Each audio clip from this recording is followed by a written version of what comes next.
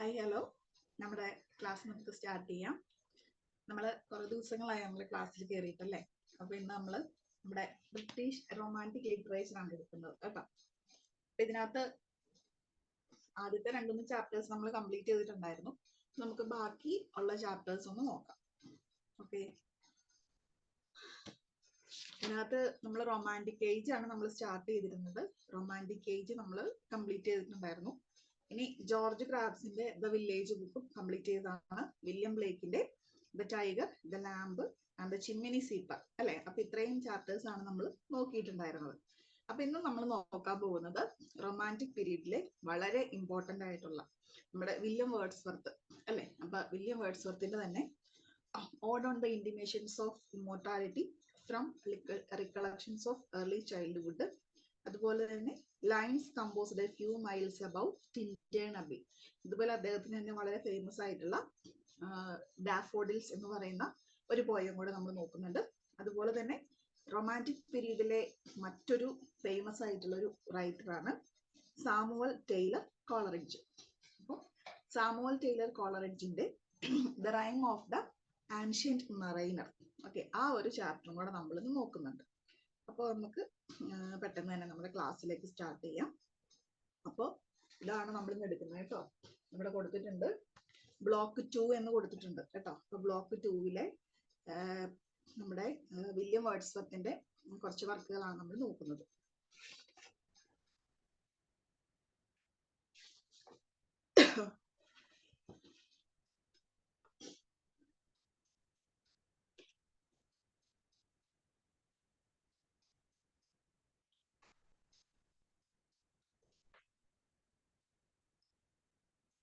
Okay, അപ്പൊ നമുക്ക് നമ്മുടെ ക്ലാസ്സിലേക്ക് കടക്കാം. നമ്മൾ ആദ്യമായിട്ട് നോക്കാൻ പോകുന്നത് വേർഡ്സ്വർത്തിന്റെ അല്ലെങ്കിൽ വേർഡ്സ്വർത്തിന്റെ ഒരു ഇൻട്രൊഡക്ഷൻ നമ്മൾ റൊമാൻറ്റിക് പീരീഡിൽ നമ്മൾ പഠിച്ചായിരുന്നു അല്ലെ. റൊമാൻറ്റിക് കാലഘട്ടത്തെ പറ്റി പറഞ്ഞപ്പോൾ നമ്മൾ കംപ്ലീറ്റ് പറഞ്ഞത് വേർഡ്സ്വർത്തിന്റെ കാര്യങ്ങൾ തന്നെയാണ് അല്ലെ. എന്നിരുന്നാലും ഇവിടെ ഈ ഒരു നമ്മൾ ഇപ്പൊ പഠിക്കാൻ പോകുന്ന ടിൻഡേൺ അബി എന്ന് പറയുന്ന ഈ ഒരു ചാപ്റ്ററുമായിട്ട് റിലേറ്റ് ചെയ്ത് ചെറിയൊരു ഇൻട്രൊഡക്ഷൻ ഇവിടെ കൊടുത്തിട്ടുണ്ട്. അതെന്താണെന്ന് നോക്കാം. Wordsworth is one of the pioneers of the 19th century English romantic movement.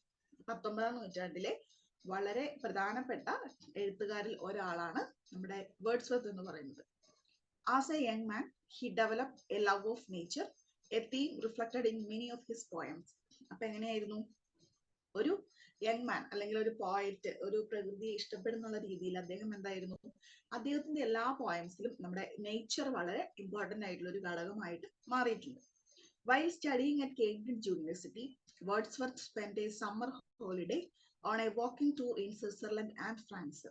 അങ്ങനെ കേംബ്രിഡ്ജ് യൂണിവേഴ്സിറ്റിയിൽ പഠിക്കുന്ന കാലത്ത് വേർഡ്സ്വർത്ത് എന്ത് ചെയ്തിട്ടുണ്ട്, he spend a summer holiday, summer വേനൽ അവധി അദ്ദേഹം അവിടെ ചെലവഴിച്ചു. എവിടെയാണ്, walking to Switzerland and France. സ്വിറ്റ്സർലൻഡിലേക്കും ഫ്രാൻസിലേക്കും ഒക്കെ പോയാണ് അദ്ദേഹം ആ വേനൽ അവധി ചെലവഴിച്ചത്.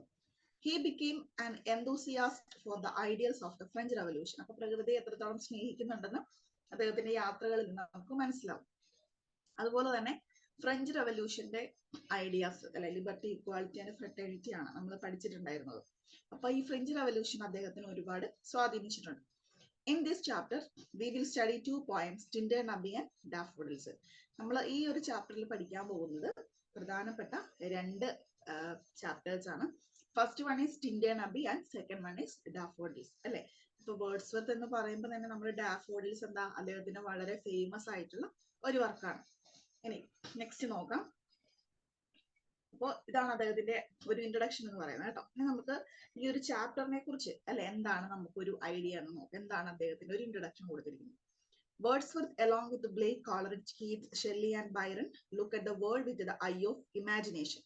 അപ്പോൾ ഈ വേർഡ്സ്വർത്ത് എന്ത് ചെയ്തിട്ടുണ്ട്, അദ്ദേഹത്തിന്റെ ലിറിക്കൽ ബാലഡ്സിന്റെ വരവോടുകൂടിയാണ് റൊമാൻറ്റിക് കാലഘട്ടം സ്റ്റാർട്ട് ചെയ്തത് നമ്മൾ പഠിച്ചു അല്ലെ, 1789. അപ്പോൾ ബ്ലേക്ക് അല്ലെ, വില്യം ബ്ലേക്ക്, അതുപോലെ Samuel Taylor Coleridge, John Keats, Shelley and Byron. അപ്പൊ ഇവരൊക്കെ എന്താണ്, റൊമാൻറ്റിക് കാലഘട്ടത്തിലെ പ്രധാനപ്പെട്ട എഴുത്തുകാരാണ്. Took the world with the eye of imagination. ഇവരൊക്കെ ലോകത്തിനെ മുഴുവനായിട്ട് കയ്യിലെടുത്തു അല്ലെ. അവരുടെ ഒരു ഇമാജിനേഷൻ പവർ കൊണ്ട് പ്രകൃതിയെ എങ്ങനെയൊക്കെ നന്നായിട്ട് വർണ്ണിക്കാമോ ആ ഒരു രീതിയിലൊക്കെ ഇവര് പ്രകൃതിയെ നന്നായിട്ട് വർണ്ണനകളിലൂടെയാണ് അവര് ലോകത്തിനെ കയ്യിലെടുത്തിട്ടുള്ളത്. അപ്പൊ നമ്മൾ പ്രകൃതിയിൽ ഒരു പൂ കണ്ടാല് നമുക്ക് പെട്ടെന്ന് ഒന്നും തോന്നൂല അല്ലെ? നമ്മൾ പോയിറ്റ്സ് ആ ഒരു മൈൻഡുള്ള ആളുകളല്ലാത്തതുകൊണ്ട്. പക്ഷെ ഈ വേർഡ്സ്വർത്തിനും ഷെല്ലിക്കും ബൈറനും ഒക്കെ എങ്ങനെയായിരുന്നു? അവര് ജസ്റ്റ് ഒരു വാക്കിങ്ങിന് പോവുകയാണ്, ഒരു ഇത് കണ്ടാലും അവർക്ക് എങ്ങനെയാണ്, അവർക്ക് പെട്ടെന്ന് തന്നെ ആ ഒരു നേച്ചറിനോടുള്ള ഒരു ഇഷ്ടം കാരണം അവരതൊരു പോയമാക്കി മാറ്റും. Wordsworth defines poetry as the spontaneous overflow of powerful feelings. അതുകൊണ്ട് തന്നെ വേർഡ്സ്വർത്ത് നമ്മുടെ പോയട്രിനെ ഡിഫൈൻ ചെയ്യുന്നത് എങ്ങനെയാണ്? Poetry as the spontaneous overflow അല്ലെ, കണ്ടിന്യൂസ് ആയിട്ടുള്ള ഒരു ഓവർഫ്ലോ ആണ്. എന്തിന്റെയാണ്? നമ്മുടെ പവർഫുൾ ഫീലിങ്സിന്റെ. നമുക്ക് മനസ്സിൽ ഇപ്പൊ സന്തോഷമാണെങ്കിൽ അതിന്റെ, ദുഃഖമാണെങ്കിൽ ആ ഒരു ഫീലിംഗ്, അതിന്റെയൊക്കെ ഒരു കണ്ടിന്യൂസ് ആയിട്ടുള്ള ഒരു പ്രവാഹത്തിനെയാണ് നമ്മൾ പോയട്രി എന്ന് പറയുന്നത്. ഇനി വേർഡ്സ്വർത്തിന്റെ ഒരു കാര്യം കൂടെ പറയുകയാണെങ്കിൽ, William Wordsworth, one of the pioneers of the English Romantic movement, wrote some of the finest poem in nature English language. അങ്ങനെ ഇംഗ്ലീഷ് ലാംഗ്വേജിൽ ഏറ്റവും പ്രകൃതിയുമായിട്ട് റിലേറ്റ് ചെയ്തിട്ടുള്ള ഏറ്റവും പ്രധാനപ്പെട്ട വർക്കുകൾ എഴുതിയിട്ടുള്ളത് വേർഡ്സ്വർത്ത് ആണ്. Deeply involved in the early എന്തൂസിയാസം of the French revolution, lyrical ballads, അങ്ങനെ അദ്ദേഹത്തിന്റെ ലിറിക്കൽ ബാലഡ്സ് 1798 അദ്ദേഹം പബ്ലിഷ് ചെയ്യുന്നു. Lyrical ballads may mark the beginning of a new trend in English poetry. നമ്മൾ റൊമാൻറ്റിക് കാലഘട്ടം പഠിച്ചപ്പം ഈ കാര്യങ്ങളൊക്കെ നമ്മൾ പറഞ്ഞാണ് കേട്ടോ. ആ ഒരു ഇംഗ്ലീഷ് പോയട്രിയുടെ ഒരു ബിഗിനിങ് എന്ന് പറയുന്നത് ഈ ഒരു ലിറിക്കൽ ബാലഡ്സിന്റെ വരവോടുകൂടിയാണ്. ഇനി അടുത്തായിട്ട് വേർഡ്സ്വർത്തിനെ കുറിച്ച് പറയുമ്പോൾ നമുക്ക് പെട്ടെന്ന് ഒരാളെ കുറിച്ച് പറയുമ്പോൾ നമ്മൾ ഓർത്തിരിക്കുന്ന കുറച്ച് വർക്കുകൾ ഉണ്ടല്ലോ. അങ്ങനെ വേർഡ്സ്വർത്തിനെ കുറിച്ച് പറയുകയാണെങ്കിൽ, he is known for his poems such as Tintern Abbey. അപ്പൊ നമ്മൾ ഇപ്പൊ പഠിക്കാൻ പോകുന്ന ടിൻറ്റേൺ അബി എന്ന് പറയുന്ന പോയം അദ്ദേഹത്തിന്റെ പേരിലുള്ള ഫേമസ് ആയിട്ടുള്ള ഒരു വർക്കാണ്. All on the intimations of immortality, the prelude, Michael and Ode to Duty. Besides, he wrote a large number of short lyrics, including the Lucy poems, the Solitary Reaper, Daffodils and the Leech Gatherer. അപ്പോൾ ഈ പറഞ്ഞ വർക്കുകളുടെ പേരൊക്കെ നിങ്ങളൊന്ന് ഓർത്തിരിക്കുക കേട്ടോ. അപ്പൊ ഇതൊക്കെ നമുക്ക് ഈ ഒരു ചാപ്റ്ററിനെ കുറിച്ച് എഴുതുമ്പോൾ ഇൻട്രൊഡക്ഷൻ പാർട്ടിൽ വളരെ അത്യാവശ്യമുള്ളതാണ്. ഓക്കെ, അപ്പൊ നമുക്ക് നെക്സ്റ്റ് നോക്കാം. ഇനി നെക്സ്റ്റ് എന്താണ്? ടിൻറ്റേൺ അബി അല്ലെ. അപ്പൊ ഇന്ന് നമ്മൾ പഠിക്കാൻ പോകുന്ന പോയത്തിന്റെ പേര് ടിൻറ്റേൺ അബി എന്നാണ്.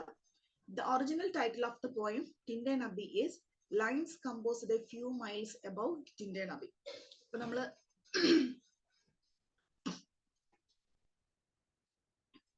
ടിൻറ്റേൺ അബി എന്ന് നമ്മൾ ഷോർട്ട് ആക്കി പറയുന്നതാണ്. അതിന്റെ ഒറിജിനൽ ടൈറ്റിൽ എന്താണ്? ടിൻറ്റേൺ അബി എന്ന് മാത്രമല്ല, ടിൻറ്റേൺ അബിയുടെ lines composed a few miles above Tintern Abbey on revisiting the bank of the Wye during a tour.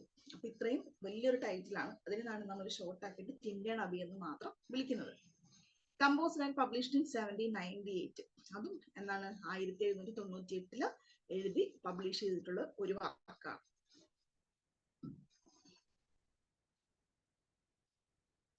The poem is a testimony to the two basic creeds that Wordsworth enumerated on his preface to the Lyrical Ballads in 1800. Wordsworth said that poetry has its origin in emotion recollected in tranquility. അപ്പൊ വേർഡ്സ്വർത്തിന്റെ അഭിപ്രായത്തിലുണ്ട് poetry എന്ന് പറയുന്നത് എന്താണ്? അതിന്റെ origin എവിടെയാണ്? നമ്മുടെ ഇമോഷൻസിനെ എല്ലാം കൂടെ കൂട്ടി വെക്കുന്ന ഒരു ശാന്തതയാണ് പോയട്രി എന്നാണ് അദ്ദേഹത്തിന്റെ അഭിപ്രായം. And that poetry is that spontaneous overflow of powerful feelings. അപ്പൊ ആ ഒരു അടക്കി വെക്കുന്ന നമ്മുടെ ആ ഒരു വികാരങ്ങളൊക്കെ നമ്മൾ എന്ത് ചെയ്യുന്നു? നമ്മളൊരു പോയട്രി ആയിട്ട് നമ്മൾ പുറത്തേക്ക് തള്ളുന്നു. Wordsworth composed the poem on his revisiting the Tintern Abbey that stand on the banks of the river Ow after a lapse of 5 years. അപ്പൊ ഈ പോയട്രി എഴുതാനുണ്ടായി, ടിൻറ്റേൺ അബി എന്ന് പറയുന്ന പോയട്രി എഴുതാനുണ്ടായ കാരണമാണ് പറഞ്ഞിരിക്കുന്നത്. എന്താണ്? Tintern Abbey stands on the banks of the river Wye. Tintern Abbey എന്ന് പറയുന്ന ഒരു ബിൽഡിംഗ് അല്ലെങ്കിൽ ഒരു പ്ലേസ് അദ്ദേഹം വിസിറ്റ് ചെയ്യുന്നു. എവിടെയാണ്? റിവർ ഓ വൈ അല്ലെ, ഓ വൈ എന്ന് നമ്മൾ വായിക്കും. അപ്പോൾ WYE സ്പെല്ലിംഗ് ഒന്ന് ശ്രദ്ധിക്കുക കേട്ടോ. അപ്പൊ ആ ഒരു റിവറിന്റെ തീരത്തുള്ള ടിൻറ്റേൺ അബി അദ്ദേഹം വിസിറ്റ് ചെയ്യുന്നു. എത്രയാണ്? ഒരു 5 വർഷങ്ങൾക്ക് ശേഷം. അപ്പൊ അദ്ദേഹം പിന്നീട് കണ്ടപ്പോൾ ആ ഒരു പ്ലേസിനെ പറ്റിയും ആ ഒരു ഇതിനെ പറ്റിയൊക്കെ അദ്ദേഹത്തിന് മനസ്സിലുണ്ടായ, ഒരു ബിൽഡിങ്ങിനെ പറ്റിയൊക്കെ അദ്ദേഹത്തിന് മനസ്സിലുണ്ടായ കുറെ കാര്യങ്ങളാണ് അദ്ദേഹം ഈ ടിൻറ്റേൺ അബി എന്ന് പറഞ്ഞ പോയത്തിൽ എഴുതിയിട്ടുള്ളത്. So it is a recapitulation of the emotions that Wordsworth experienced on his earlier visit to the place. അപ്പോൾ വേഡ്സ്വർത്ത് എന്താ ചെയ്യുന്നത്, അദ്ദേഹം ഈ 5 വർഷങ്ങൾക്ക് ശേഷം അവിടെ സന്ദർശിച്ചപ്പോൾ അദ്ദേഹത്തിന് ആ ഒരു ഇമോഷൻസ് അല്ലെ, അദ്ദേഹം ആദ്യം അവിടെ വിസിറ്റ് ചെയ്തപ്പോൾ അദ്ദേഹത്തിന് എന്താണ് തോന്നിയത്, ഇപ്പോഴദ്ദേഹത്തിന് എന്താണ് തോന്നിയത്, ആ ഒരു ഇമോഷൻസ് ഒക്കെ അദ്ദേഹം ആ ഒരു പോയട്രിയിലൂടെ പറഞ്ഞിരിക്കുന്നു. The poem is also called a spiritual autobiography. അത്രേ ഉള്ളൂ നമ്മുടെ പോയത്തിന്റെ സമ്മറി എന്ന് പറയും. അപ്പൊ ആ ഒരു ഇമോഷൻസിനെയൊക്കെ വളരെ ഡീറ്റെയിലിംഗ് ആയിട്ട് അദ്ദേഹം എക്സ്പ്ലെയിൻ ചെയ്തിട്ടുണ്ട്. അതാണ് പോയത്തിന്റെ ഒരു കണ്ടന്റ് എന്ന് പറയുന്നത് കേട്ടോ. അപ്പോൾ ഈ പോയം എന്താണ്, ഇതൊരു സ്പിരിച്വൽ ഓട്ടോബയോഗ്രഫി ആണെന്ന് നമുക്ക് പറയാൻ സാധിക്കും അല്ലെ. അപ്പൊ പോയറ്റിന്റെ മനസ്സിലുള്ള ആ ഒരു മെന്റൽ സ്റ്റേറ്റ് അല്ലെ, ഇമോഷൻസ് അല്ലെ, 5 വർഷം മുന്നേ സന്ദർശിച്ച ഒരു പ്ലേസ് പിന്നീട് കാണുമ്പോൾ അന്ന് എന്താണ് തോന്നിയത്, ഇപ്പോഴെന്താണ് അദ്ദേഹത്തിന് ആ ഒരു ഫീലിങ്സ് എന്നൊക്കെ അദ്ദേഹം വളരെ വ്യക്തമായിട്ട് ഇതിനകത്ത് പറയുന്നു. It is a recollection of pleasures the poet enjoyed during a visit in the past. എന്താണ്, അദ്ദേഹം ഒരു റിക്കളക്ഷൻ നടത്തിയാണ് അല്ലെ, ഒന്ന് ഓർത്തെടുക്കുകയാണ്. എന്തൊക്കെയാണ്, it is A recollection of pleasures അല്ലെ, 5 വർഷം മുൻപ് അദ്ദേഹം അവിടെ സന്ദർശിച്ചപ്പോൾ അദ്ദേഹത്തിന്റെ മനസ്സിൽ എന്തൊക്കെയായിരുന്നു അല്ലെ, അദ്ദേഹത്തിന്റെ അവസ്ഥകൾ എന്തൊക്കെയായിരുന്നു, അപ്പൊ അന്ന് കിട്ടിയ സന്തോഷം അദ്ദേഹത്തിന് ഇന്നുണ്ടോ, അല്ലെങ്കിൽ അതിനേക്കാൾ കൂടുതൽ ഒരു ഹാപ്പി ആയുള്ള സ്റ്റേറ്റിലാണോ അദ്ദേഹം നിൽക്കുന്നത്. അങ്ങനെ കുറേ അധികം അദ്ദേഹത്തിന്റെ മാനസിക ഉല്ലാസവുമായിട്ട് ബന്ധപ്പെട്ട കുറെ അധികം കാര്യങ്ങൾ അദ്ദേഹം ഇവിടെ ഡിസ്കസ് ചെയ്യുന്നു. It is also A type of meditative poetry. ഇതെന്താണ്, ഒരു മെഡിറ്റേറ്റീവ് പോയട്രി ആണ് അല്ലെ, ഒരു മെഡിറ്റേഷൻ പോലെ എഴുതുന്ന ഒരു പോയട്രി കൂടിയാണ്. It start and end with an invocation of nature. എന്താണ്, പ്രകൃതിയോടുള്ള ഒരു ആഹ്വാനത്തോടു കൂടി അല്ലെങ്കിൽ പ്രകൃതിയെ ഏറ്റവും നല്ല അതിന്റെ ഒരു രീതിയിൽ ചിത്രീകരിച്ചുകൊണ്ടാണ് ഈ പോയം അവസാനിപ്പിക്കുന്നത് അല്ലെ.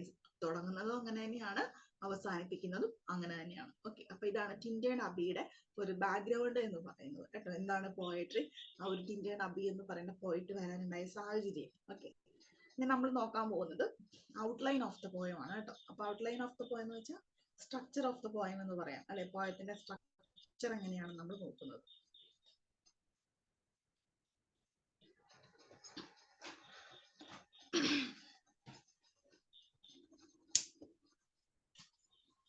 ഞാനൊരു സ്ക്രീൻ ഷെയർ ചെയ്യാമേ. ഒരു ഇതിന്റെ ഒരു പോയട്രിയുടെ ഒരു ഫോട്ടോ ഉണ്ടായിരുന്നു, അപ്പൊ നമുക്ക് കുറച്ചും കൂടെ നന്നായിട്ട് മനസ്സിലാവും എന്താണ് ഈ ഒരു സ്ഥലത്തിന്റെ പ്രത്യേകത.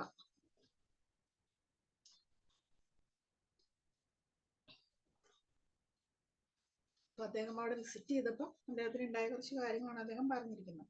ഒരു ഫോട്ടോയും കൂടി ഉണ്ടായിരുന്നു, അപ്പൊ നമുക്ക് കുറച്ചും കൂടെ നന്നായിട്ട് ക്ലിയർ ആയേനെ. ഓക്കെ, നോക്കട്ടെ.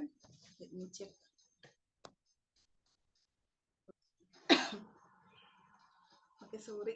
അപ്പോൾ ആ ഒരു ഫോട്ടോ മിസ്സിംഗ് ആണ് കേട്ടോ. കുഴപ്പമില്ല, നമുക്ക് നെക്സ്റ്റ് ക്ലാസ്സിലായാലും കുഴപ്പമില്ല, നമുക്ക് നോക്കാം. ഓക്കെ, അപ്പൊ ഇനി നമ്മൾ നോക്കാൻ പോകുന്നത് ഔട്ട്ലൈൻ ഓഫ് ദ പോയം ആണ് അല്ലെ.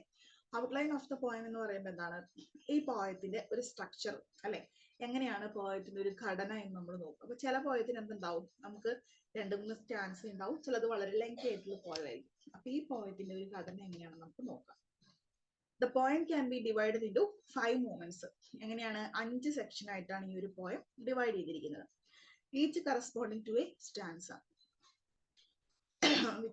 In the first movement, nature has been described with a special focus on its essential quality of order and harmony. അപ്പോൾ അദ്ദേഹം പ്രകൃതിയെ വർണ്ണിച്ചുകൊണ്ട് എഴുതിയിരിക്കുന്ന ഒരു പോയമാണല്ലോ ടിൻറ്റേൺ അബി. അപ്പൊ അദ്ദേഹത്തിന്റെ ആ ഒരു പ്ലേസ് വിസിറ്റിനെ കുറിച്ചാണ് കൂടുതലായിട്ടും പറയുന്നത്. അപ്പൊ ഈ പോയത്തിന്റെ ആദ്യത്തെ സെക്ഷനിൽ എന്താണ്, he described with a special focus on its essential quality of order and harmony. അതായത് ഒരു ക്രമത്തിലും യോജിപ്പിലും പ്രകൃതിയെ പറ്റി അദ്ദേഹം ഇവിടെ പറഞ്ഞിരിക്കുന്നു.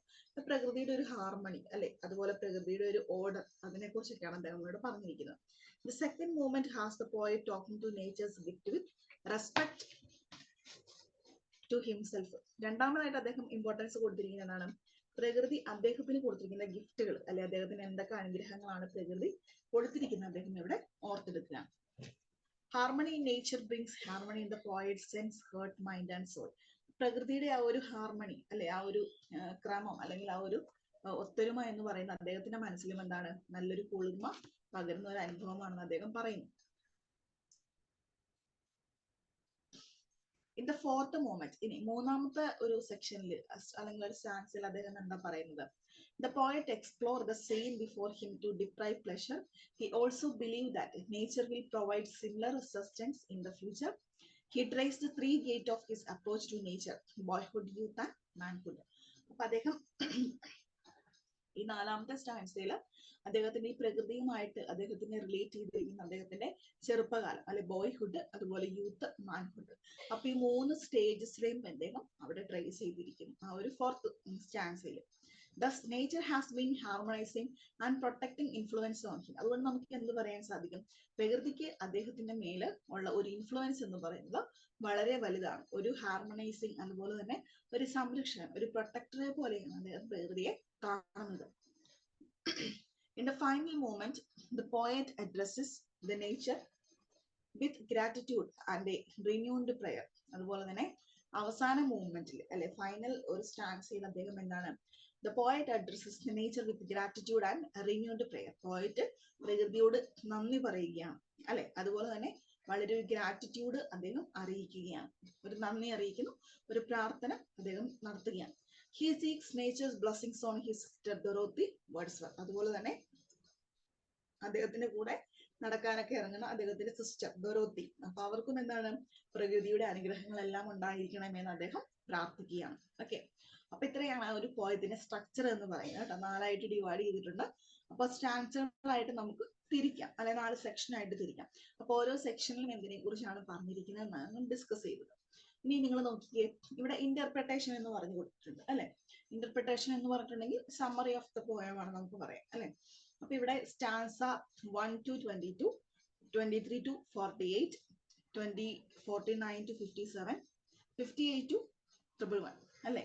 അപ്പൊ ഇത്രയും 3 സെക്ഷനായിട്ടാണ് ഈ പോയത്തിനെ 4 സെക്ഷനായിട്ടാണ് പോയത്തിനെ ഡിവൈഡ് ചെയ്തിരിക്കുന്നത്. അപ്പൊ നമുക്ക് ഫസ്റ്റ് സെക്ഷന്റെ എന്താണ് അതിനകത്ത് പറഞ്ഞിരിക്കുന്നത്? അപ്പൊ നമ്മൾ ഓൾറെഡി പറഞ്ഞു പ്രകൃതിയുമായിട്ടുള്ള ഒരു ഹാർമണി അല്ലെ, അതിന്റെ ആ ഒരു ഓർഡർ ആൻഡ് ഹാർമണിയെ പറ്റിയാണ് ഫസ്റ്റ് സ്റ്റാൻസയിൽ പറഞ്ഞിരിക്കുന്നത്, ഫസ്റ്റ് സെക്ഷനിൽ. അപ്പൊ നമുക്കൊന്ന് നോക്കാം. The poet emphasizes the passage of time. എന്താണ് പോയറ്റ് എന്തിനെ കുറിച്ചാണ് പറഞ്ഞിരിക്കുന്നത്? ടൈം അല്ലെ, സമയത്തെ കുറിച്ചാണ് കൂടുതലായിട്ട് മെൻഷൻ ചെയ്തിരിക്കുന്നത്. 5 years have passed, 5 summers, 5 long winters. അങ്ങനെയാണ് 5 വർഷങ്ങൾ കടന്നു പോയിട്ടുണ്ട്, 5 സമ്മറുകൾ, 5 വിന്ററുകൾ അല്ലെ. അപ്പൊ എല്ലാം കാലങ്ങൾ വളരെ പെട്ടെന്ന് കടന്നു പോയിരിക്കുന്നു. But when the poet is back to this place of natural beauty and serenity, it is still essentially the same. പക്ഷെ പോയിന്റിന് വളരെ അത്ഭുതമാണ്. എന്താണ്? 5 വർഷങ്ങൾ കഴിഞ്ഞു, പക്ഷെ അന്ന് ആദ്യം ടിൻഡേൺ അബി സന്ദർശിച്ചപ്പോൾ എങ്ങനെയായിരുന്നു? അത്രയും ബ്യൂട്ടിയോടുകൂടിയും അതിന്റെ ഒരു ഭംഗിയും അല്ലെ, അതിന്റെ ഒരു നൈർമല്യവും ഒന്നും ഇപ്പോഴും മാറിയിട്ടില്ല. Even after 5 years the place remains the same ആയിട്ട് തന്നെ തുടരുന്നു. It opens with a slow, dragging rhythm and the repetition of the word 5, all designed to emphasize the weight of time which has separated the poet from his scene. അപ്പൊ ഇവിടെ 5 എന്ന് പറയുന്ന ആ ഒരു word എടുത്തു കഴിഞ്ഞതിനാണ് പോയറ്റിനെ ആ ഒരു കാലഘട്ടം അല്ലെ, എത്രത്തോളം കാലം കഴിഞ്ഞു, അല്ലെങ്കിൽ എത്ര ഇതിന്റെ പാസ്റ്റിലുള്ള ആ ഒരു ചിന്തകളെയും പ്രസന്റിലുള്ള ചിന്തകളെയും എടുത്തു കാണിക്കുന്നതിന് വേണ്ടിയിട്ടാണ് ഉപയോഗിച്ചിരിക്കുന്നത്. The view presented is a blend of wildness and order. He can see the entirely natural cliffs and waterfalls. He can see the hedges around the field of the people. And he can see the breath of smoke probably coming from some hermit making fire in their eyes. They have cave hermitage. അപ്പൊ അദ്ദേഹം അവിടെയുള്ള ഒരു കാണുന്ന അദ്ദേഹത്തിന്റെ കാഴ്ചകളും അദ്ദേഹം വളരെ clear ആയിട്ട് ഇവിടെ വർണ്ണിക്കുന്നുണ്ട്. എന്തൊക്കെയാണ്? The view presented is a blend of wildness and order. അല്ലെ, ആ ഒരു കാടിന്റെ ഭംഗി എല്ലാം അദ്ദേഹം ഇവിടെ പറയുന്നു. He can see the entirely natural cliffs and waterfalls. വാട്ടർഫോൾസിനെ പറ്റി പറയുന്നു. He can see the hedges around the field of the people. അല്ലെ, ഹെഡ്ജുകൾ, ചെറിയ പ്രാണികളൊക്കെ ഇവിടെ പറന്നു നടക്കുന്നു, അതിനെ കുറിച്ച് പറയുന്നുണ്ട്. And he can see the breath of smoke probably coming from some hermit making fire in their cave hermitage. അതുപോലെ വീടുകളിൽ നിന്നുള്ള പുക. അപ്പൊ ചില ഹെർമിറ്റേജുകൾ, ചില സന്യാസികൾ അവരുടെ വീടുകളിലൊക്കെ ഉയർത്തുന്ന പുകയും പുറത്തേക്ക് വരുന്നു. These images evoke not only a pure nature as one might expect, they evoke a life of common people in harmony with nature. അപ്പൊ ഇത് ഈ ഒരു പിക്ചർ എന്ന് പറയുന്നത്, അദ്ദേഹം എക്സ്പ്ലെയിൻ ചെയ്യുന്ന ഈ ഒരു പിക്ചേഴ്സ് എന്ന് പറയുന്നത്, ഈ ഇമേജസ് ഒക്കെ എന്താണ്? Not only a pure nature, ഒരു നല്ലൊരു പ്രകൃതിയെ മാത്രമല്ല സൂചിപ്പിക്കുന്നത്, മറിച്ച് എന്തൊക്കെയാണ്? As one might expect, they evoke a life of the common people in harmony with nature. എന്താണ്? അവിടെ വളരെ സൗഹൃദപരമായിട്ട് പ്രകൃതിയുമായിട്ട് ഇണങ്ങി ജീവിക്കുന്ന ഒരു കൂട്ടം ആളുകളെ കൂടി സൂചിപ്പിക്കുന്നതിനായിട്ട് ഇത് സാധിക്കുന്നു.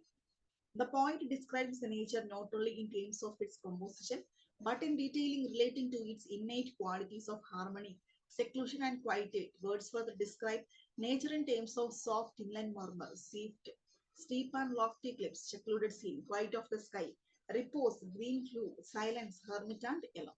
അപ്പോൾ പ്രകൃതിയെ അദ്ദേഹം എത്ര നന്നായിട്ട് വർണ്ണിക്കാൻ പറ്റും, എന്തൊക്കെ ഏറ്റവും നല്ല മാക്സിമം ഏറ്റവും നല്ല വേർഡ്സുകൾ പ്രകൃതിക്ക് കൊടുക്കാൻ പറ്റും, അതൊക്കെ അദ്ദേഹം ഈ ഒരു പോയത്തിൽ ഉപയോഗിച്ചിരിക്കുന്നു. The poet notices the harmony in nature. Nature is harmonious in all her aspects. പ്രകൃതി പോയിന്റ് എന്താണ് നോട്ട് ചെയ്യുന്നത്? പ്രകൃതി എന്ന് പറയുന്നത് ഹാർമണിയുടെ ഒരു പ്രതീകമാണ്. അതുപോലെ തന്നെ എന്താണ്? Nature is harmonious in all her aspect. പ്രകൃതിയുടെ ഏത് ഇത് എടുത്ത് നോക്കിയാലും വളരെയധികം ഹാർമോണിയസ് ആണ് നമുക്ക് പറയാനായിട്ട് സാധിക്കും. അത്രയുമാണ് നമ്മുടെ ഫസ്റ്റ് സ്റ്റാൻസ് അല്ലെങ്കിൽ സ്റ്റാൻസ 1 to 22 നമുക്ക് കാണാനായിട്ട് സാധിക്കുന്നത് കേട്ടോ. ഇനി നെക്സ്റ്റ് ഒന്ന് നോക്കിക്കേ, സ്റ്റാൻസ 23 to 48. സെക്കൻഡ് സ്റ്റാൻസിൽ അദ്ദേഹം എന്താണ് പറയുന്നത്? Okay, in this section Wordsworth described the gift of nature bestowed on him.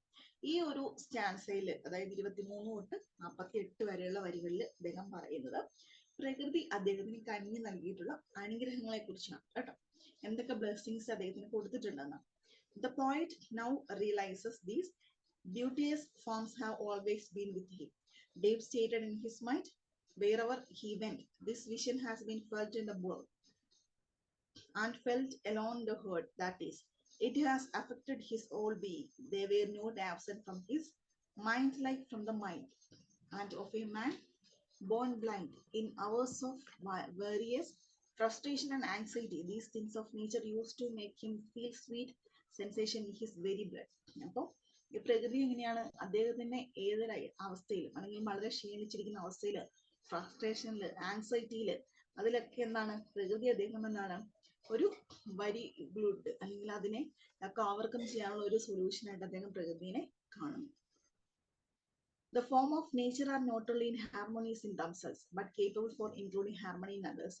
പ്രകൃതി എന്ന് പറയുന്നത് എന്താണ്? പ്രകൃതിയിൽ തന്നെ ഹാർമണി ഉണ്ടെന്നല്ല പറയുന്നത്, പ്രകൃതിക്ക് മറ്റുള്ളവരെയും ഹാർമോണിയസ് ആയിട്ട് കൊണ്ടുപോകാനുള്ള ഒരു കഴിവും കൂടി ഉണ്ടെന്ന് അദ്ദേഹം പറയുന്നു. They are not only beautiful but they inspire a sense of beauty in others too. അല്ലെ, പ്രകൃതി വളരെ സുന്ദരിയാണ്, പക്ഷെ അതുപോലെ തന്നെ എന്തുണ്ട്? They inspire a sense of beauty in others. മറ്റുള്ളവരിലും ആ ഒരു സൗന്ദര്യം കണ്ടെത്താൻ, അവർക്കും അത് ആസ്വദിക്കാനുള്ള ഒരു കേപ്പബിലിറ്റിയും പ്രകൃതി ഉണ്ടാക്കി കൊടുക്കുന്നു. Thus, being at peace with him, he is able to perform spontaneous act of kindness and love. The poet feels a lot of gratitude towards nature. അതുകൊണ്ട് തന്നെ എന്തുണ്ട്? പോയിട്ട് പ്രകൃതിയോട് വളരെയധികം ഗ്രാറ്റിറ്റ്യൂഡ് അല്ലെങ്കിൽ വളരെയധികം നന്ദിയുള്ളവനായിട്ട് മാറുന്നു. നെക്സ്റ്റ് നോക്കിക്കേ, സ്റ്റാൻസ 49 to 57. അല്ലെ, ചെറിയൊരു സ്റ്റാൻസ് ആണ് അല്ലെ. ഈ സ്റ്റാൻസിൽ എന്താ പറയുന്നത്? The poet doubt whether his thought about the influence of nature is vain, but they can go. അപ്പൊ പോയിട്ട് പറയാണ് അദ്ദേഹത്തിന് പ്രകൃതിയുമായിട്ടുള്ള ഒരു സംശയം അല്ലെങ്കിൽ പ്രകൃതിയെ കുറിച്ചുള്ള ഒരു സംശയം എങ്ങനെയാണ് അല്ലെ. He explains yet how often amid the joyless daylight, fretful and unprofitable fever of the world, how I turn to thee for inspiration and peace of mind. And the doubt is cleared as he recalls with gratitude how the memories of the wife had given his comfort and consolation during the period of stress and strain. അദ്ദേഹം പറയുന്നത് എന്താണ്? During the days of stress and strain അല്ലെ, ആ ദിവസങ്ങളൊക്കെ പ്രകൃതി അദ്ദേഹത്തിനെ എത്രത്തോളം ഒന്ന് കൂളാക്കാൻ, അത്ര ഫീലിങ്സ് ഒക്കെ ഒന്ന് കൺട്രോൾ ചെയ്യാൻ അദ്ദേഹത്തിനെ സഹായിച്ചിട്ടുണ്ട്. He thanked the Sylvian way for the everlasting influence it has imprinted on his mind. അപ്പൊ ആ ഒരു പ്രകൃതി അദ്ദേഹത്തിന്റെ മനസ്സിലുണ്ടാക്കിയിരിക്കുന്ന ആ ഒരു ഇൻഫ്ലുവൻസ് എത്രത്തോളം വലുതാണെന്നത് സൂചിപ്പിക്കുന്നു. His spirit has very often turned to his river for inspiration when he was losing the peace of mind or the path and meaning of life. The river here becomes a symbol of spirituality. അപ്പൊ റിവറിന് ഇവിടെ എന്താണ്? വെറുതെ ഒരു nature of beauty മാത്രമല്ല, ഒരു spiritual ഫാക്ടറും കൂടെയാണെന്ന് നമുക്ക് പറയാനായിട്ട് സാധിക്കും അല്ലെ. സിംബൽ ഓഫ് സ്പിരിച്വാലിറ്റി എന്നും പറയാനായിട്ട് സാധിക്കും. കാരണം അദ്ദേഹത്തിന് അത്രത്തോളം ഒരു കൺസലേഷൻ, അദ്ദേഹത്തിന് അത്രത്തോളം ഒരു കംഫർട്ട് കൊടുക്കാനായിട്ട് പ്രകൃതിക്ക് കഴിയുന്നുണ്ട്.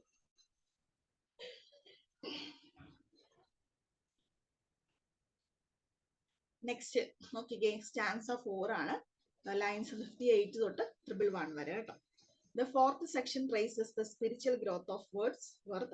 He begins from the earliest of his days. അല്ലെ, നാലാമത്തെ സെക്ഷൻ എന്ന് പറയുന്നത് എന്താണ്? ഇവിടെ സ്പിരിച്വൽ ഗ്രോത്തിനെ കുറിച്ചാണ് പറയുന്നത് അല്ലെ. ഷേക്സ്പിയറിന്റെ എന്താണ് ഒരു സ്പിരിച്വാലിറ്റിക്കും അദ്ദേഹം സഹായിച്ചിട്ടുണ്ടെന്ന് പറഞ്ഞു പ്രകൃതി അല്ലെ. അപ്പൊ ഇതിനകത്ത് പറയുന്നത് അദ്ദേഹത്തിന്റെ സ്പിരിച്വൽ ഡേയ്സിനെ കുറിച്ചാണ് കേട്ടോ. He begins from the earliest of his days. The boyish days were characterized by glad animal moments. It was first the cause pleasure in his boyish days, which have all gone by now. That is time past, and it is achieving joys are now no more, and it's busy raptures.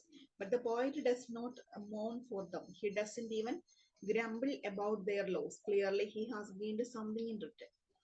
Other gifts have followed for such loss, for I have learned to look on nature, not as in the hour of thoughtless youth, but hearing oftentimes the still sad music of humanity. This is a philosophic statement about maturing, about the development of personality, and of the poetic or philosophic mind as well. So now the poet is able to feel a joy of elevated thought, a sense of sublime, and a far more deeply interfused. He feels a sense of sublime and the working of a supreme power in the light of the setting sun, in round oceans, and in the blue sky. He is of opinion that emotion and a spirit impel all thinking. Therefore, Wordsworth claims that he is a lover of the meadows and all of which he sees from his green earth. അപ്പൊ അദ്ദേഹം പറയുന്നത് എന്താണ്? അദ്ദേഹത്തിന്റെ ജീവിതത്തിൽ അല്ലെ പല ദുഃഖങ്ങളും സങ്കടങ്ങളും ഒക്കെ മാറി മാറി വന്നിട്ടുണ്ട്. എന്നിരുന്നാലും ഇപ്പോഴും അങ്ങനെയാണ്. ഈ പ്രകൃതി എന്ന് പറയുന്നത് അദ്ദേഹത്തിന്റെ മേലുണ്ടാക്കിയിരിക്കുന്ന ഇൻഫ്ലുവൻസ് എത്രത്തോളം വലുതാണ് അല്ലെ. അപ്പൊ 5 വർഷം മുൻപ് അദ്ദേഹം അവിടെ കാണാൻ വന്നപ്പോ അദ്ദേഹത്തിന്റെ ആ ഒരു ബോയ്ഹുഡ് അല്ലെങ്കിൽ ആ ഒരു ചൈൽഡിഷ് ആയിട്ടുള്ള ആക്ടിവിറ്റീസ് ഒന്നും അതൊക്കെ ഉണ്ടായിരുന്നു അല്ലെ. അപ്പൊ ആ കാലം കടന്നുപോയി, അദ്ദേഹത്തിന് ഒരുപാട് മാറ്റങ്ങളൊക്കെ സംഭവിച്ചു. എന്നിരുന്നാലും എന്താണ്, ഇപ്പോഴും ആ ഒരു മെഡോസിൽ ആ ഒരു പ്രകൃതിയെ കാണുമ്പോൾ എന്താണ് അദ്ദേഹത്തിന് ആ ഒരു പഴയ ബ്യൂട്ടി അദ്ദേഹം എന്ന് കാണാൻ അവിടെ വന്നിരുന്നു, അതുപോലെ തന്നെ ആ ഒരു സെയിം ആയിട്ടുള്ള ഒരു ഫീലിംഗ്, ഒരു ഹാപ്പിനെസ് അല്ലെ, ആ ഒരു mind of state of mind അതൊക്കെ അദ്ദേഹത്തിന് തിരിച്ചു കിട്ടുന്നു എന്നാണ് പറയുന്നത്. Therefore, Wordsworth claims that he is a lover of the meadows. അതുകൊണ്ട് വേർഡ്സ്വർത്ത് എന്നാ പറയുന്നത് അദ്ദേഹം ഈ മെഡോസിന്റെ അല്ലെ ആ ഒരു പുൽത്തകിടികളുടെ ലവറാണ്, വളരെയധികം അദ്ദേഹം ഇഷ്ടപ്പെടുന്നു എന്ന് പറയുന്നു. And of all which he sees from his green earth. Nature is a nurse, a guide and a guardian of his heart and soul. അപ്പൊ അദ്ദേഹം പറയുന്നതാണ് പ്രകൃതി എന്താണ്, ഒരു നേഴ്സാണ് അല്ലെ, ഒരു ഗൈഡാണ് അല്ലെങ്കിൽ ഒരു ഗാർഡിയൻ ആണ്. The poet comes to one important conclusion for all the formative influences. He is now consciously in love with the nature. അദ്ദേഹം എന്താ പറയുന്നത്? ഞാൻ പ്രകൃതിയുമായിട്ട് ഇണങ്ങി ജീവിക്കുകയാണ്, അവരുമായിട്ട് സ്നേഹത്തിലാണ്. He has become a thoughtful lover of the meadows, the woods and the mountains, though his ears and eyes come to create the other half of all these sensations. The nature is the actual source of these sublime thoughts. അപ്പൊ അദ്ദേഹത്തിന്റെ എല്ലാ നല്ല ചിന്തകളിലും അല്ലെങ്കിൽ എല്ലാ നല്ല ഇതിലും overcome ചെയ്യാനായിട്ട് അദ്ദേഹത്തെ സഹായിക്കുന്നത് ഈ ഒരു പ്രകൃതിയെ കുറിച്ചുള്ള നല്ല തോട്ട്സുകൾ അദ്ദേഹത്തിന്റെ മനസ്സിൽ ഉള്ളത് കൊണ്ടാണ്. He says that nature has never betrayed his heart, and that is why they had been living from joy to joy. Nature can impress the mind with quietness and beauty. അപ്പൊ അദ്ദേഹം പറഞ്ഞതാണ്, he says that nature has never betrayed his. പ്രകൃതി എന്താണ്, എന്നെ ഒരിക്കലും betray ചെയ്തിട്ടില്ല, ഒരിക്കലും എന്നെ ചതിച്ചിട്ടില്ല, നിങ്ങൾ ഒരിക്കലും എന്നെ വിഷമിപ്പിച്ചിട്ടില്ല. His hurt and his, that is why they had been living from joy to joy. അതുകൊണ്ട് തന്നെ പ്രകൃതിയെ കാണുമ്പോൾ എന്താണ്, ഓരോ പ്രാവശ്യം സന്തോഷം കൂടി കൂടി വരികയാണ്. Nature can impress the mind with quietness and beauty. പ്രകൃതിക്ക് എങ്ങനെയാണ് ഒരു മനുഷ്യന്റെ മനസ്സിനെ ഇംപ്രസ് ചെയ്യാനായിട്ട് പറ്റും? എങ്ങനെയാണ്? With quietness and beauty. അതിന്റെ ആ ഒരു ക്വൈറ്റ്നസ് അല്ലെ, അതിന്റെ ആ ഒരു നിശബ്ദതയും സൗന്ദര്യവും കൊണ്ട് പ്രകൃതിയെ ഒരു മനുഷ്യന് ഒരുപാട് ഇംപ്രസ് ചെയ്യാൻ പറ്റും, ഒരുപാട് ഇൻഫ്ലുവൻസ് ഉണ്ടാക്കാനായിട്ട് സഹായിക്കുമെന്നാണ് പറയുന്നത്. So he can enjoy and understand life and overcome the vexations of living with the harsh human society. അതുകൊണ്ട് തന്നെ അദ്ദേഹത്തിന് എന്താണ്, അദ്ദേഹത്തിന്റെ ജീവിതത്തിൽ ഉണ്ടാകുന്ന എല്ലാ പ്രശ്നങ്ങളും അല്ലെങ്കിൽ എത്ര കലുഷിതമായിട്ടുള്ള മൂവ്മെന്റ് ഉണ്ടെങ്കിലും അതൊക്കെ ഓവർകം ചെയ്യാനായിട്ട് അദ്ദേഹത്തിന് ഈ ഒരു പ്രകൃതി സഹായിക്കുന്നു എന്നാണ് പറയുന്നത്. ഓക്കെ, അപ്പൊ അത്രയാണ് നമ്മുടെ ഈ ഒരു ടിൻഡേൺ അബിയുടെ മീനിങ് എന്ന് പറയുന്നത് കേട്ടോ. 4 സ്റ്റാൻസി ആയിട്ട് ഡിവൈഡ് ചെയ്തിട്ടുണ്ട്, 4 സെക്ഷൻ അല്ലെ, 4 മോമെന്റ് എന്ന് പറയും. അപ്പൊ അതിന്റെ മീനിങ്ങുകളാണ് നമ്മളിപ്പോ പറഞ്ഞത്. അപ്പൊ നിങ്ങൾ ഒന്നുകൂടെ വായിച്ചൊന്ന് മനസ്സിലാക്കുക കേട്ടോ. അപ്പൊ നമ്മൾ പോയത്തിന്റെ ലൈൻസ് സ്റ്റാൻസ് തിരിച്ച് മീനിങ് എഴുതിയാലും കുഴപ്പമില്ല, ഒറ്റ ഇതാക്കിയിട്ട് പഠിച്ചാൽ മതിയാവും കേട്ടോ. ഓക്കെ, അപ്പൊ അത്രയാണ് ഫസ്റ്റ് നമ്മുടെ ടിൻഡേൺ അബി എന്ന് പറയുന്നത്. നമുക്ക് നെക്സ്റ്റ് നോക്കാം, ദ ഡാഫോഡിൽസ് അല്ലെ. ഈ ഡാഫോഡിൽസ് എന്ന് പറയുമ്പോൾ നമ്മുടെ വേർഡ്സ്വർത്തിനെ പറ്റി പറയുന്നതിൽ ഏറ്റവും അദ്ദേഹം അറിയപ്പെടുന്ന ഒരു വർക്കാണ് ഈ ഡാഫോഡിൽസ് എന്ന് പറയുന്നത് കേട്ടോ. അപ്പൊ നമ്മൾ ചെറിയ ക്ലാസ്സിലൊക്കെ നമ്മൾ വേർഡ്സ്വർത്തിനെ പറ്റി ഇൻട്രൊഡ്യൂസ് ചെയ്യും, അല്ലെങ്കിൽ ഒരു ലിറ്ററേച്ചർ ക്ലാസ്സിൽ നമ്മൾ വേർഡ്സ്വർത്തിനെ പറ്റി ഇൻട്രൊഡ്യൂസ് ചെയ്യണമെങ്കിൽ നമ്മൾ ആദ്യം പറയുന്ന ഒരു പോയറ്റിന്റെ പേരെന്താണ്? ഡാഫോഡിൽസ് അല്ലെ. അദ്ദേഹം അറിയപ്പെടുന്ന ഒരു വർക്കാണ് ഡാഫോഡിൽസ്. അപ്പൊ വേർഡ്സ്വർത്ത് എന്ന് വെച്ചാൽ ഡാഫോഡിൽസ് നമ്മൾ എപ്പോഴും ഓർത്തിരിക്കാം. ഇനി ഈ ഒരു പോയത്തിന്റെ പ്രത്യേകത എന്ന് പറയുന്നത് എന്താണ്? വളരെ സിമ്പിൾ ആണ് അല്ലെ. വളരെ സിമ്പിൾ എന്ന് വെച്ചാൽ പോയറ്റിന് നമ്മൾ പറഞ്ഞതുപോലെ ഒരു പോയം എഴുതാനായിട്ട് പ്രത്യേകിച്ച് കാര്യമൊന്നും വേണ്ട അല്ലെ. അവർക്ക് എവിടെ നോക്കിയാലും അവർ കവികളാണ് അല്ലെ. അപ്പൊ ഈ ഒരു പോയം എഴുതാനുണ്ടായ സാഹചര്യം എന്താണ്? By walking with his sister Dorothy. Dorothy എന്ന് വെച്ചിട്ടുണ്ടെങ്കിൽ അദ്ദേഹത്തിന് അനിയത്തിയുടെ പേരാണ് കേട്ടോ. അപ്പൊ വേർഡ്സ്വർത്തിന്റെ സിസ്റ്ററിന്റെ കൂടെ അദ്ദേഹം ഒരു വാക്കിങ്ങിന് പോയപ്പോൾ അദ്ദേഹം എന്ത് കാണുന്നുണ്ട്? ഒരു ലേക്കിന്റെ സൈഡിൽ കുറച്ച് ഡാഫോഡിൽസ്, അത് ഫ്ലവേഴ്സ് ആണ്, ഡാഫോഡിൽ ഫ്ലവേഴ്സ് നിൽക്കുന്നത് കണ്ടു. അപ്പൊ ആ ഒരു സീൻ കണ്ടപ്പോൾ അദ്ദേഹത്തിന്റെ മനസ്സിലേക്ക് പെട്ടെന്ന് ഒരു ആശയം കടന്നു വരികയും അതിന്റെ വർണ്ണിച്ചുകൊണ്ട് ആ ഒരു ലേക്കിന്റെ ഭംഗി, ആ ഒരു ഡാഫോഡിൽസ് പൂത്ത് നിൽക്കുന്ന ഭംഗി, അതിന്റെ സൺലൈറ്റ് അതിലടിക്കുമ്പോൾ ഉണ്ടാകുന്ന ആ ഒരു ഭംഗി, അങ്ങനെ ആ ഒരു സീനിനെ വർണ്ണിച്ചുകൊണ്ട് അദ്ദേഹം എഴുതിയിട്ടുള്ള ഒരു പോയമാണ് ദ ഡാഫോഡിൽസ് എന്ന് പറയുന്നത് കേട്ടോ. നമ്മളിവിടെ പോയത്തിന്റെ ലൈൻസ് നമുക്ക് ഇവിടെ കൊടുത്തിട്ടുണ്ട് അല്ലെ. അതിനകത്ത് ഫസ്റ്റ് ലൈൻ നിങ്ങൾ നോക്കി, I wanted only lonely as a cloud അല്ലെ. അപ്പൊ I wanted lonely as a cloud എന്നതായിരുന്നു ഈ ഡാഫോഡിൽസിന്റെ ഒറിജിനൽ നെയിം അല്ലെ. അല്ലെങ്കിൽ ഈ പോയത്തിന്റെ പേരെന്ന് പറയുന്നത് I wanted lonely as a cloud എന്നായിരുന്നു. പിന്നീട് ദ ഡാഫോഡിൽസ് എന്നാക്കി മാറ്റിയായിരുന്നു കേട്ടോ. അപ്പൊ ആ ഒരു ലൈൻ ഒന്ന് ഓർത്തിരിക്കുക. I wanted lonely as a cloud is the name of the poem. അപ്പൊ അത്രയാണ് പോയം എന്ന് പറയുന്നത്. നമുക്ക് വേണമെങ്കിൽ ജസ്റ്റ് ഈ വേർഡ്സ്വർത്ത് എഴുതിയ ഒറിജിനൽ വേർഷൻ ഇവിടെയുണ്ട് കേട്ടോ. അത് ഞാൻ നിങ്ങൾക്കൊന്ന് ഷെയർ ചെയ്യാം. നമുക്ക് കുറച്ചും കൂടെ നന്നായിട്ട് ഒന്ന് അണ്ടർസ്റ്റാൻഡ് ചെയ്യാൻ മനസ്സിലാവും കേട്ടോ.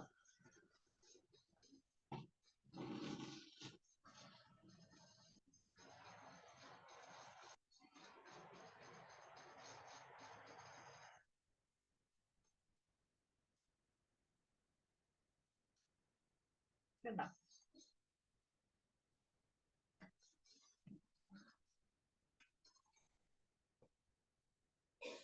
ഇതാണ് നമ്മുടെ വേർഡ്സ്വർത്ത് എഴുതിയിട്ടുള്ള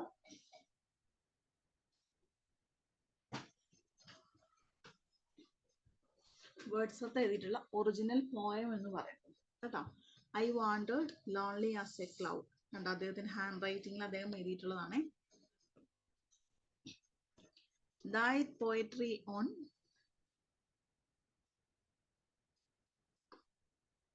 that floats on high over vales and hills when all at once all crowd. ഇതിനകത്ത് നോക്കിയിട്ടുണ്ടെങ്കിൽ നമുക്ക് പെട്ടെന്ന് മനസ്സിലാവത്തില്ല. പക്ഷെ ഈ ഒരു പോയം നമുക്ക് ഒന്ന് എന്താ പറയാ, നമുക്ക് വലിയൊരു അസറ്റാണ് അല്ലെ. കാരണം അദ്ദേഹത്തിന്റെ ഒറിജിനൽ ഹാൻഡ് റൈറ്റിംഗിൽ നമുക്ക് കിട്ടിയിട്ടുള്ളതാണ്. അപ്പൊ അത്രയും വലിയൊരു അദ്ദേഹത്തിന്റെ ഹാൻഡ് റൈറ്റിങ്ങും ആ ഒരു പോയട്രി ഒക്കെ നമുക്ക് നല്ലതാണ്. ഇടയ്ക്ക് ഇങ്ങനത്തെ എന്തെങ്കിലും ഇമേജസ് ഒക്കെ കിട്ടുന്ന വായിക്കുമ്പോൾ നമുക്ക് കുറച്ചും കൂടെ നന്നായിട്ട് മനസ്സിലാക്കാൻ പറ്റും കേട്ടോ. അപ്പൊ ഈ പോയിന്റ് നിങ്ങളൊരു കാര്യം ചെയ്യാം, ഈ ഇത് വെച്ചിട്ട് കേട്ടോ, I wanted lonely as a crow, ഇദ്ദേഹത്തിന്റെ ഒറിജിനൽ വെച്ചിട്ട് പെട്ടെന്ന് മനസ്സിലാവത്തില്ല എങ്കിലും ഈ ടെക്സ്റ്റിൽ കൊടുത്തിരിക്കുന്ന പോയിന്റ് തന്നെയാണ്. അത് വെച്ചിട്ടൊന്ന് വായിച്ചു നോക്കിയാൽ നമുക്ക് ക്ലിയർ ആയിട്ട് മനസ്സിലാവും. ഓക്കെ, അപ്പൊ നമുക്കിനി നമ്മുടെ പോയത്തിന്റെ മീനിങ് ഒന്ന് നോക്കാം കേട്ടോ. ഞാൻ സ്ക്രീൻ ഷെയർ ചെയ്തിരുന്നുണ്ട് കേട്ടോ, അതൊന്ന് നോക്കാം. Once Wordsworth come upon the bunches of daffodils. ഇനി ഈ പോയത്തിന്റെ ഔട്ട്ലൈൻ ഒന്ന് പറയുകയാണ്. എന്തൊക്കെയാണ് ഇതിന്റെ ഔട്ട്ലൈൻ എന്ന് പറയുന്നത്, അല്ലെങ്കിൽ ഈ ഡാഫോഡിൽസ് എന്ന് പറയുന്ന പോയം എഴുതാനുണ്ടായ ഒരു കാരണം എന്താണ്? Once Wordsworth came upon a bunch of daffodils while walking in the lake district. അദ്ദേഹം ഒരു ദിവസം നടക്കാൻ ഇറങ്ങിയപ്പോഴാണ് അദ്ദേഹം ഈ ഒരു കാര്യം കാണുന്നത്. This poem reveals an anecdote from the poet's life. എന്താണ് ഈ പോയറ്റിന്റെ ജീവിതത്തിലെ ഒരു ചെറിയൊരു കഥയായിട്ട്, നമുക്ക് ഒരു ഉപകഥയായിട്ട് നമുക്ക് ഈ പോയത്തിനെ പറയാം. It shows the working of Wordsworth imagination as in act on the picture of daffodils given by the sense of and turns into a rich perennial source of joy and inspiration. അപ്പൊ ഈ ഒരു daffodils ഫ്ലവേഴ്സിനെ കാണുമ്പോൾ അദ്ദേഹത്തിന് ഉണ്ടാകുന്ന ഒരു എന്താണ്, ഒരു continuous ആയിട്ടുള്ള ഒരു source of Joy and inspiration അദ്ദേഹത്തിന് കിട്ടുകയാണ്. അതായത് ഒരിക്കലും പറ്റാത്ത ഒരു ഹാപ്പിനെസ്സും ഒരു ഇൻസ്പിറേഷനും ഒക്കെ അദ്ദേഹം ഈ ഒരു സീൻ കാണുന്നതിലൂടെ അദ്ദേഹത്തിന് കിട്ടുകയാണ്. It is instance of the overflow of emotion recollected in tranquility. അപ്പൊ അദ്ദേഹം എന്താണ് പറയുന്നത്? Poetry is the powerful അല്ലെ, എന്താണ്, overflow of emotions recollected in tranquillity. അതൊരു ശാന്തതയാണ് അല്ലെ. അദ്ദേഹത്തിന് വളരെ ഹാപ്പിനെസ് ആയിരുന്ന ഒരു സീനാണ് ആ ഒരു ഡാഫോഡിൽസ് അവിടെ പൂത്തു നിൽക്കുന്നതെന്ന് അദ്ദേഹം പറയുന്നു. ഇനി നമുക്ക് ഈ പോയത്തിന്റെ സമ്മറിയും കൂടെ ഒന്ന് നോക്കാം കേട്ടോ. വളരെ സിമ്പിൾ ആണ്, വളരെ പെട്ടെന്ന് തന്നെ നമുക്ക് പഠിക്കാൻ പറ്റുന്നതാണ് കേട്ടോ. നോക്കാം. The poet is wandering alone from one place to another like a cloud. അദ്ദേഹം യാത്രകൾ ഒരുപാട് ഇഷ്ടപ്പെടുന്ന ആളാന്ന് പറയും അല്ലെ. അതുകൊണ്ട് എന്താ പറയുന്നത്, the poet is wandering alone from one place to like another like a cloud. അല്ലെ, ഒരു മേഘം ഒഴുകി നടക്കുന്നത് പോലെ ഒരു സ്ഥലത്ത് നിന്ന് മറ്റൊരു സ്ഥലത്തേക്ക് പോകുന്ന ആളാണ് നമ്മുടെ Wordsworth. which flies over valleys and hills with a flow of sound. എങ്ങനെയാണ് കാറ്റിന്റെ കൂടെ അല്ലെ, മേഘം എങ്ങനെയാണ്, മേഘത്തിന് എവിടെ വേണേലും പോവാം അല്ലെ, താഴ്വരകളിലും കുന്നിന്റെ മുകളിലും ഒക്കെ പോവാം. നമ്മുടെ വേർഡ്സ്വർത്ത് അങ്ങനെയാണ്, അദ്ദേഹത്തിന് പറ്റുന്ന സ്ഥലങ്ങളിലൊക്കെ അദ്ദേഹം എത്തിച്ചേരാറുണ്ട്. സഡൻലി ദ പോയറ്റ് സീസ് A large number of golden daffodils. അങ്ങനെ അദ്ദേഹത്തിന്റെ ആ യാത്രക്കിടയിൽ അദ്ദേഹം എന്ത് കാണുന്നു, നല്ല ഗോൾഡൻ കളർ ഡാഫോഡിൽസ് ഇങ്ങനെ പൂത്തു നിൽക്കുന്നത് അദ്ദേഹം കാണുകയാണ്. These daffodils are growing close to the lake and under the trees. Daffodils എങ്ങനെയാണ് വളരുന്നത്, ക്ലോസ് ടു ദ ലേക്ക് അല്ലെ, ആ തടാകത്തിനോട് ചേർന്ന് ഒരു മരത്തിന്റെ അടിയിൽ ഇതിങ്ങനെ കൂട്ടമായിട്ട് അല്ലെ നല്ല ഭംഗിയിൽ അങ്ങനെ നിൽക്കുകയാണ്. A light breeze is blowing, making these daffodils dance and flutter with it. ഒരു കാറ്റ് വീശിയപ്പോഴത്തേക്ക് ആ ഡാഫോഡിൽസ് എന്ത് ചെയ്യുന്നുണ്ട്, എല്ലാവരും ഒരുമിച്ച് നല്ല കാറ്റില് ഒന്നിച്ച് അങ്ങോട്ടും ഇങ്ങോട്ടും ആടുന്നുണ്ട്. The poem is rich in imagery and the description of the daffodil is delightful. അപ്പോൾ നമ്മൾ ഈ പോയം വായിക്കുമ്പോൾ നമുക്ക് എന്ത് മനസ്സിലാകും, the poem is rich with imagery അല്ലെ, കുറേ അധികം ഇമേജസ് അല്ലെ, കുറേ അധികം പിക്ചറുകൾ നമ്മുടെ മനസ്സിലേക്ക് പെട്ടെന്ന് തന്നെ കടന്നു വരും. And the description of the daffodil is delightful. അതുപോലെ തന്നെ ഈ ഡാഫോഡിലിനെ കുറിച്ചുള്ള വിവരങ്ങളും എന്താണ്, വളരെയധികം ബ്യൂട്ടിഫുൾ ആണ്. The poet start the poem with the smile and compare himself with the cloud wandering lonely, free from the beauty and responsibility. അതുപോലെ തന്നെ ഈ പോയം എങ്ങനെയാണ് സ്റ്റാർട്ട് ചെയ്തിരിക്കുന്നത്, ഭയങ്കര the poet start the poem with the simile and compare himself with the cloud wandering lonely. അദ്ദേഹം ഒരു comparison നടത്തിയിരിക്കുകയാണ് അല്ലെ. നമ്മളിപ്പോ തുടക്കത്തിൽ പറഞ്ഞു അദ്ദേഹം ഒരു ക്ലൗഡ് ആണ്, ക്ലൗഡ് പോകുന്നത് പോലെ പോയറ്റ് എല്ലായിടത്തും എത്തുന്നു എന്ന് പറയും. അപ്പൊ ഇതിന്റെ ഒരു സിമിലി ഇതിനകത്ത് വളരെ ഇമ്പോർട്ടന്റ് ആയിട്ട് ഉപയോഗിച്ചിരിക്കുന്നു. Free from duty and responsibility അല്ലെ, അദ്ദേഹത്തിന് ജോലി തിരക്കുകളിൽ നിന്നൊക്കെ ഒഴിഞ്ഞു മാറി അദ്ദേഹം ഒരു ഫ്രീ ആയിട്ടുള്ള ഒരു ക്ലൗഡ് പോലെ ഇങ്ങനെ അലഞ്ഞു തിരിഞ്ഞ് അദ്ദേഹം എല്ലാ പ്ലേസ് ഒക്കെ വിസിറ്റ് ചെയ്ത് ഇങ്ങനെ നടക്കുകയാണ്. Here are there like a cloud, but as soon as he sees the beautiful golden daffodils growing along the margin of a bay beneath the trees, dancing and fluttering with the light breeze, he finds himself captivated by their magical beauty. പക്ഷെ അങ്ങനെ അലഞ്ഞിരിഞ്ഞ് നടന്ന സമയത്ത് പെട്ടെന്നാണ് അദ്ദേഹം ഈ ഒരു ഡാഫോഡിൽസിന്റെ beauty കണ്ടിട്ട് അവിടെ സ്റ്റക്കായി പോകുന്നത്. To the poet, these daffodils look like the star and shine and twinkle in the Milky Way. അപ്പൊ പോയിന്റ് എന്താ പറയുന്നത്, ഈ ഡാഫോഡിൽസിനെ കണ്ടു കഴിയുമ്പോൾ അദ്ദേഹത്തിന് തോന്നുകയാണ് ദേ ആർ മാജിക്കൽ, അതിനൊരു ഭംഗി, ഒരു മാന്ത്രികമായിട്ടുള്ള ഒരു ഭംഗി അതിന് ഉണ്ട്. അതുപോലെ തന്നെ എന്താണ്, the poet these daffodils look like the star and shine a twinkle in the Milky Way. അവിടെ മിൽക്കി വേയിലെ ആകാശത്ത് നക്ഷത്രക്കൂട്ടങ്ങൾ കാണുമ്പോൾ എത്രത്തോളം ഭംഗിയുണ്ടോ അതുപോലെ ഒരു നക്ഷത്രക്കൂട്ടമാണ് ഈ ഒരു ഡാഫോഡിൽസ് എന്ന് അദ്ദേഹം കമ്പയർ ചെയ്യുകയാണ്. The daffodils are spreading over a very large area along the margin of a bay. അതാണ് ഡാഫോഡിൽസ് വളരെ വലിയൊരു ഏരിയയിലാണ് നിറച്ച് ഉണ്ടായിട്ട് തിങ്ങി പാർത്തിരിക്കുന്നത്. They are in an excessively huge quantity അല്ലെ, നമ്മൾ വിചാരിക്കുന്ന പോലെ ഒരു 10-15 ഒന്നുമല്ല, വളരെ വലിയ ഒരു ലാർജ് ക്വാണ്ടിറ്റിയിൽ അദ്ദേഹം ആ ഒരു ഫ്ലവറിനെ കാണുകയാണ്. All these daffodils are dancing happily with the wind. എങ്ങനെയാണ് എല്ലാ ഡാഫോഡിൽസും എങ്ങനെയാണ്, അവർ വളരെ സന്തോഷത്തോടു കൂടി അല്ലെ, all these daffodils are dancing happily with the wind. കാറ്റിലൊക്കെ എന്താണ്, എല്ലാ ഡാഫോഡിൽസും വളരെ ഹാപ്പി ആയിട്ട് ഡാൻസ് കളിക്കുന്നു. The waves in the lake beside these daffodils are also dancing with the wind. ഇനി അടുത്തായിട്ട് പറയുന്നത് എന്താണ്, the waves in the lake അല്ലെ, അതായത് നമ്മുടെ ലേക്ക് തടാകത്തിലെ തിരകൾ അല്ലെ, വെള്ളം ഇങ്ങനെ കാറ്റൊക്കെ അടിച്ച് ഇങ്ങനെ ചെറിയ ഓളങ്ങളൊക്കെ ഉണ്ടാവും. അപ്പൊ ആ ഒരു വേവ്സ് എന്ന് പറയുന്നത് എന്താണ്, beside these daffodils are also dancing with the wind. അപ്പൊ കാറ്റില് ആ ഒരു വെള്ളവും എന്താണ്, അവിടെ ആ ഒരു ഡാഫോഡിൽസ് ഭംഗി കൂട്ടാനായിട്ട് അവിടെ ഡാൻസ് ചെയ്യുന്നുണ്ടെന്ന് പോയിട്ട് പറയുന്നു. But in comparison to the daffodils, the waves are not as beautiful and attractive. പക്ഷെ ഡാഫോഡിൽസുമായിട്ട് കമ്പയർ ചെയ്യുമ്പോൾ ഈ ഒരു എന്താണ് നമ്മുടെ വേവ്സ് അല്ലെങ്കിൽ അവിടുത്തെ ലേക്ക് എന്ന് പറയുന്നത് ഒന്നിനും കൊള്ളില്ല, അല്ലെങ്കിൽ അതിനേക്കാൾ വളരെ ഭംഗിയുള്ളതാണ് ഈ ഒരു ഡാഫോഡിൽസ് എന്നാണ് അദ്ദേഹത്തിന്റെ അഭിപ്രായം. The poet begins to admire the mesmeric beauty of the daffodils and is unable to think of anything else. അപ്പൊ ഈ ഡാഫോഡിൽസിന്റെ ഭംഗി കണ്ടിട്ട് മതിമറന്നു പോയി അവിടെ നിൽക്കുന്ന ഒരു പോയറ്റിനെയാണ് നമ്മൾ കാണുന്നത്. അദ്ദേഹത്തിന് മറ്റൊന്നിനെ കുറിച്ച് ചിന്തിക്കാൻ പോലും അദ്ദേഹത്തിന് സാധിക്കുന്നില്ല. In fact, at that time, he could not think of the great importance of the scene for him. But later, while lying in his couch, he realizes the very great importance the scene had on him. അപ്പൊ അദ്ദേഹത്തിന് വൈകുന്നേരം ഇതൊക്കെ കഴിഞ്ഞ് അദ്ദേഹം തിരിച്ചു വന്നിട്ട് എന്താണ്, അദ്ദേഹത്തിന് അതൊരു ഹോണ്ട് ചെയ്യുക അല്ലെ. ചില സീനുകൾ എന്താ നമ്മുടെ മനസ്സിൽ നിന്ന് പോകില്ല, അത് നമ്മൾ പിന്നെയും പിന്നെ ഇങ്ങനെ റിപ്പീറ്റ് ചെയ്ത് കണ്ടുകൊണ്ടിരിക്കും അല്ലെ. അപ്പൊ അത് നമുക്ക് എപ്പോഴും ഇങ്ങനെ മനസ്സിലൊരു നല്ല ഓർമ്മയായിട്ട് വരുന്ന ചില സീനുകളുണ്ട്, ചില കാര്യങ്ങളുണ്ട്. അപ്പൊ ഇവിടെ പോയിട്ടിന് എങ്ങനെയാണ്, അദ്ദേഹത്തിന് ഈ ഒരു ഡാഫോഡിൽസും ആ ഒരു ലേക്കും ആ ഒരു ട്രീയും അല്ലെ, അതിങ്ങനെ കാറ്റിൽ ആടുന്ന ആ ഒരു ചിന്ത, ആ ഒരു സീനൊക്കെ അദ്ദേഹത്തിന് മനസ്സിലേക്ക് പിന്നെയും അദ്ദേഹത്തിന് വന്നുകൊണ്ടിരിക്കുകയാണ്. അദ്ദേഹത്തിന്റെ ബെഡിൽ വന്ന് കിടന്നിട്ടും അദ്ദേഹത്തിന് ആ ഒരു സീൻ അദ്ദേഹത്തിന്റെ മനസ്സിൽ നിന്നും മായുന്നില്ല. The poet says that whenever he lies down on his bed, either thinking about anything or not thinking, the images of daffodils flash upon his imagination. അപ്പൊ പോയിറ്റ് പറയുന്നത് എന്താണ്, അദ്ദേഹം വന്ന് കിടന്നു കഴിയുമ്പോൾ ഒന്നെങ്കിൽ ചിന്തിക്കുകയാണെങ്കിൽ എന്താ, ഡാഫോഡിൽസിന്റെ കാര്യങ്ങൾ മാത്രമാണ് മനസ്സിലേക്ക്, അല്ലെങ്കിൽ എന്താ ഒന്നും ചിന്തിക്കാതെ കിടക്കും. അപ്പൊ അത് അത്രത്തോളം അദ്ദേഹത്തിനെ ഒന്ന് ഇൻഫ്ലുവൻസ് ചെയ്തിട്ടുണ്ട്, അത്രത്തോളം അദ്ദേഹത്തിന്റെ മനസ്സിൽ അത് സ്റ്റക്ക് ചെയ്തു പോയി. These images of daffodils have a magical effect on the poet. അപ്പൊ ഈ ഡാഫോഡിൽസിന്റെ ഈ ഒരു സീൻ എന്ന് പറയുന്നത് അദ്ദേഹത്തിന്റെ മനസ്സിൽ വലിയൊരു മാജിക്കൽ ഒരു ഇഫക്റ്റ് തന്നെ അദ്ദേഹത്തിന് ഉണ്ടാക്കിയെടുത്തിട്ടുണ്ട്. The memories of the daffodils fill his heart with pleasure and joy, and he feel like dancing along to the daffodils. അപ്പോൾ ഡാഫോഡിൽസ് മാത്രമല്ല കാറ്റിലാടുന്നത്, അദ്ദേഹവും എന്ത് ചെയ്യുന്നുണ്ട്, ആ ഒരു ഡാഫോഡിൽസ് ഒക്കെ അങ്ങോട്ടും ഇങ്ങോട്ടും ചെറിയ കാറ്റത്ത് ഇങ്ങനെ ആടുമ്പോൾ അദ്ദേഹവും അത് വളരെയധികം എൻജോയ് ചെയ്യുന്നുണ്ട്. This shows the healing and refreshing effect of nature on the poet.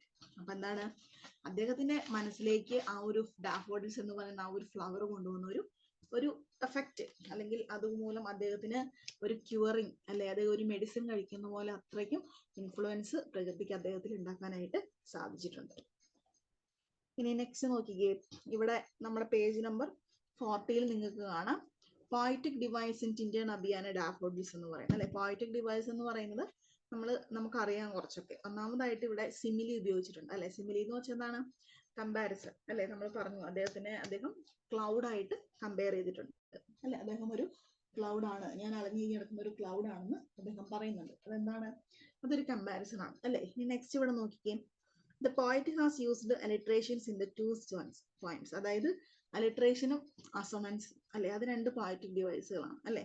Alliteration എന്ന് പറഞ്ഞിട്ടുണ്ടെങ്കിൽ ഒരു വരിയിൽ തന്നെ ഒരേ വാക്കുകൾ പിന്നെയും പിന്നെ റിപ്പീറ്റ്, അതായത് ഒരേ വേർഡുകൾ അല്ലെ. ഇപ്പൊ ഒരു എക്സാമ്പിൾ പറയുകയാണെങ്കിൽ സെൻസേഷൻ സ്വീറ്റ് അല്ലെ, സെൻസേഷൻ സ്വീറ്റ് സ്മാർട്ട് എന്ന് പറഞ്ഞ് എസ് വെച്ചിട്ട് 3 വാക്കുകൾ അടുപ്പിച്ച് വരികയാണെങ്കിൽ അതിനെ നമുക്ക് എന്ത് പറയാം, അലിട്രേഷൻ എന്ന് പറയും അല്ലെ. അപ്പൊ എസ് വെച്ചിട്ട് 3 വാക്കുകൾ അടുത്ത് വന്നില്ലേ, അതിനെയാണ് നമ്മൾ അലിട്രേഷൻ എന്ന് പറയുന്നത്.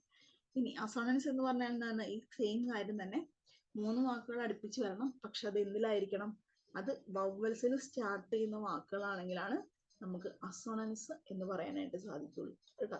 അപ്പൊ അലിട്രേഷൻ നിങ്ങൾ നോക്കുക, ഒരേ വരിയില് ഒരു പോയറ്റിന്റെ ഒരു വരിയില് 2 വാക്കുകൾ അടുപ്പിച്ച് വന്നിരിക്കണം, എങ്ങനെയാണ്, ഒരേ ലെറ്ററിൽ സ്റ്റാർട്ട് ചെയ്യുന്നത് കേട്ടോ.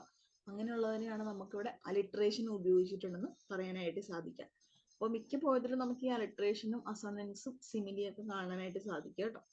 ഇനി സിമിലി എന്ന് പറഞ്ഞാൽ എന്താ അറിയാലോ, കമ്പാരിസൺ അല്ലെ. കമ്പാരിസൺ ഇവിടെ നമ്മൾ പോയറ്റിൽ കണ്ടു. Poet compare himself as a cloud അല്ലെ, wandering lonely in the valleys hills അല്ലെ.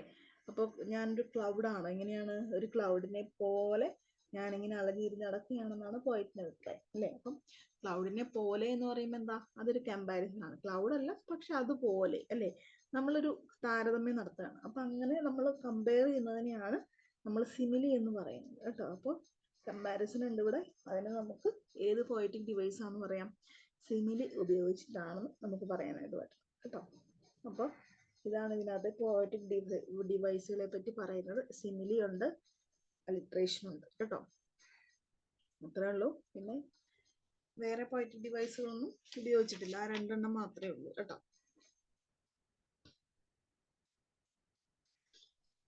ഓക്കെ, അപ്പൊ ഇത്രയാണ് നമ്മുടെ ഡാഫോഡിൽസ് എന്ന് പറയുന്ന പോയത്തിന്റെ സമ്മറി എന്ന് പറയുന്നത്. നിങ്ങൾ ഒന്നുകൂടെ വായിച്ചു നോക്കുക, നന്നായിട്ട് മനസ്സിലാവും അല്ലെ. വളരെ സിമ്പിൾ ആയിട്ടുള്ള ഒരു പോയാണ്. ഓക്കെ, പിന്നെ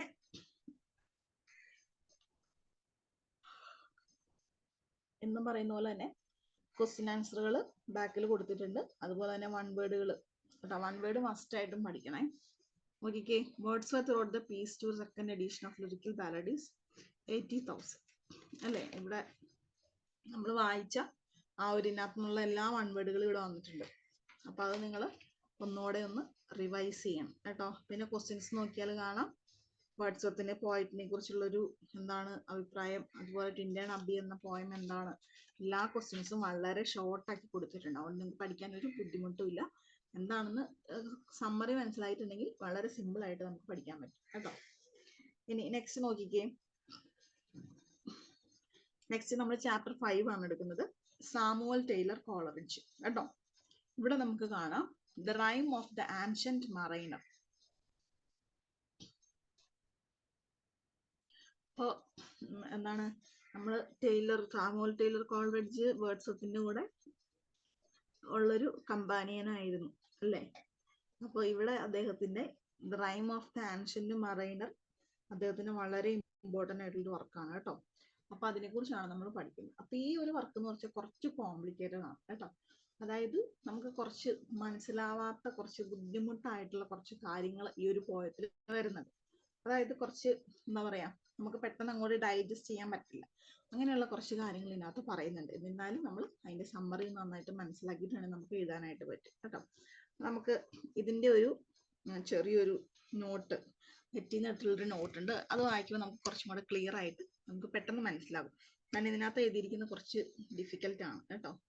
കുറച്ച് കോംപ്ലിക്കേഷൻസ് ഉള്ളൊരു പോയമാണ്, എങ്കിലും നമുക്ക് കുറച്ചും കൂടെ നന്നായിട്ട് മനസ്സിലാക്കാൻ അത് ഹെൽപ്പ് ചെയ്യും. ഞാൻ സ്ക്രീൻ ഒന്ന് ഷെയർ ചെയ്യാം, ഒന്ന് ശ്രദ്ധിക്കാം കേട്ടോ.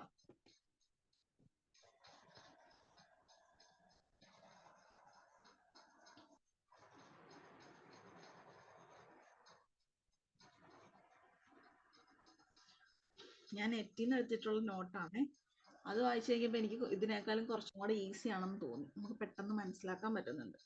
അതുകൊണ്ടാണ് അത് ഷെയർ ചെയ്യുന്നത് കേട്ടോ.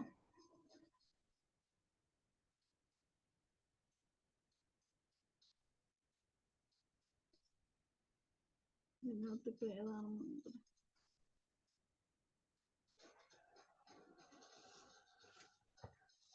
അത് ടിൻഡൻ അബിയുടെ ആയിരുന്നേ, സോറി കേട്ടോ. ഇതാണ് ടിൻഡൻ അബിയുടെ ഒരു സീൻ എന്ന് പറയുന്നത്. ഇതിനെ കുറിച്ചാണ് ടിൻഡൻ അബിയിൽ അദ്ദേഹം എഴുതിയിരിക്കുന്നത്, ഈ ഒരു സീൻ. ഇതൊരു പെയിന്റിംഗ് ആണേ, കണ്ടോ ഇവിടെ ഒരു ബിൽഡിംഗ് കാണാം. ഇതിനെയാണ് നമ്മൾ ടിൻഡൻ അബി എന്ന് പറയുന്നത് കേട്ടോ.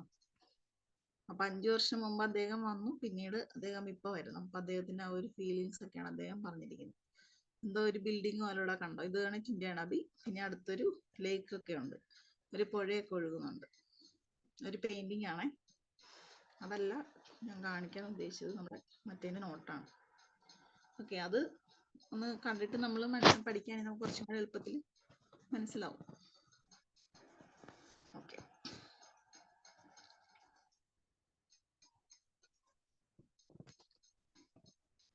നമ്മളിനി പോക്കാൻ പോകുന്നത് ആൻഷ്യന്റ് മറൈനർ അല്ലേ, അതിന്റെ നോട്ടാണ് ഞാൻ എടുക്കുന്നത്. വെയിറ്റ്,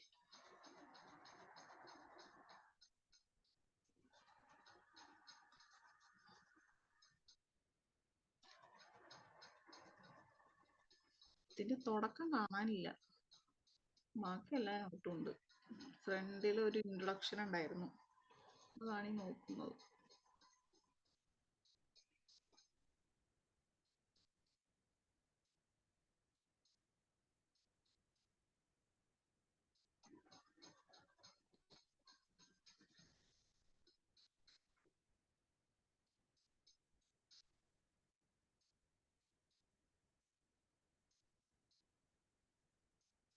ഇതാണെന്ന് തോന്നുന്നു.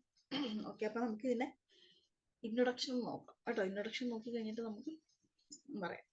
അപ്പോ സാമുവൽ ടൈലർ കോളറിഡ്ജിന്റെ ആണ് ദ ആൻഷ്യന്റ് മറൈൻ എന്ന് പറയുന്ന പോയം കേട്ടോ. Samuel Taylor Coleridge is one of the founders of the Romantic movement in England. He is the best known for his poems The Rime of the Ancient Mariner and Kubla Khan. അദ്ദേഹത്തിന്റെ പേരിൽ അറിയപ്പെടുന്ന പ്രധാനപ്പെട്ട രണ്ട് വർക്കുകൾ ഏതൊക്കെയാണ്? Rime of the ancient mariner and Kubla Khan. ആ രണ്ട് വർക്കുകൾ അദ്ദേഹത്തിന്റെ പേരിൽ അറിയപ്പെടുന്ന വളരെ ഇമ്പോർട്ടന്റ് ആയിട്ടുള്ള വർക്കുകളാണ്. As well as his major prose work Biographia Literaria. അതുപോലെ തന്നെ അദ്ദേഹത്തിന്റെ പ്രധാനപ്പെട്ട ഒരു പ്രോസ് വർക്ക് എന്ന് പറയുന്നത് ബയോഗ്രഫിയ ലിറ്റററി ആണ്. His joint publication of lyrical ballads with William Wordsworth marked the beginning of the Romantic period in literature. അപ്പൊ അദ്ദേഹത്തിന്റെ ഈ ഒരു ലിറിക്കൽ ബാലൻസിന്റെ പബ്ലിക്കേഷനോട് കൂടിയാണ് റൊമാൻറ്റിക് കാലഘട്ടം സ്റ്റാർട്ട് ചെയ്തതെന്ന് പറയുന്നുണ്ട്. In this chapter we will study the rime of the ancient mariner. നമ്മൾ ഈ ചാപ്റ്ററിൽ പഠിക്കാൻ പോകുന്നത് എന്താണ്? Rhyme of the ancient mariner, അതായത് ആൻഷ്യന്റ് മറൈനർ, ഒരു ഓൾഡ് നാവികന്റെ കഥ എന്ന് പറയും അല്ലെ. അപ്പോൾ എന്താണ് അതിന്റെ ഒരു ബാക്ക്ഗ്രൗണ്ട് ഒന്ന് നോക്കാം. Coleridge, a poet and a critic, was a close associate of Wordsworth. Both of them have an important place in the English Romantic movement. അവര് ഇംഗ്ലീഷ് റൊമാൻറ്റിക് മൂവ്മെന്റിൽ വളരെയധികം എന്താണ് ഇൻഫ്ലുവൻസ് ഉണ്ടാക്കിയിട്ടുള്ള രണ്ട് റൈറ്റേഴ്സ് ആണ്. His important poetical works are France and Ode, Kubla Khan, Christabel, Dejection and the Rime of the Ancient Mariner. In Biographia Literaria, he presented his philosophy of poetry and critique on romantic idealism. അപ്പോൾ അദ്ദേഹത്തിന്റെ വർക്കുകൾ അല്ലെ ഈ ഇതിന്റെ ഒരു essay എഴുതുന്നതിന് നമ്മൾ ഒരു പോയിറ്റിന് ഒരു ഇൻട്രൊഡക്ഷൻ കൊടുക്കുമല്ലോ. അപ്പോൾ കോളറിഡ്ജിന്റെ പ്രധാനപ്പെട്ട വർക്കുകൾ ഏതൊക്കെയാണെന്ന് ഓർത്തിരിക്കുക. അതിനുശേഷം എന്ത് ചെയ്യുക? അദ്ദേഹത്തിന്റെ വർക്കുകളുടെ പേര് അല്ലെ വൺ ബൈ വൺ ആയിട്ടൊന്ന് നോട്ട് ചെയ്യുക. Coleridge tried to reconcile the science, religion, and politics and anticipated modern psychological criticism. In his poetry, he dealt with the supernatural and sought to give a semblance of truth. The Rime of the Ancient Mariner, Kubla Khan, and Christabel are poems evoke a magical and mysterious mood, as if they have emerged to the subconscious state. അതുപോലെ തന്നെ ഈ rime of the ancient mariner and Kubla Khan, ഈ രണ്ട് വർക്കുകൾ എന്തായിരുന്നു? Cristobal, ഇത് മൂന്നും poems ആണ് കേട്ടോ. എന്തിനാണ്?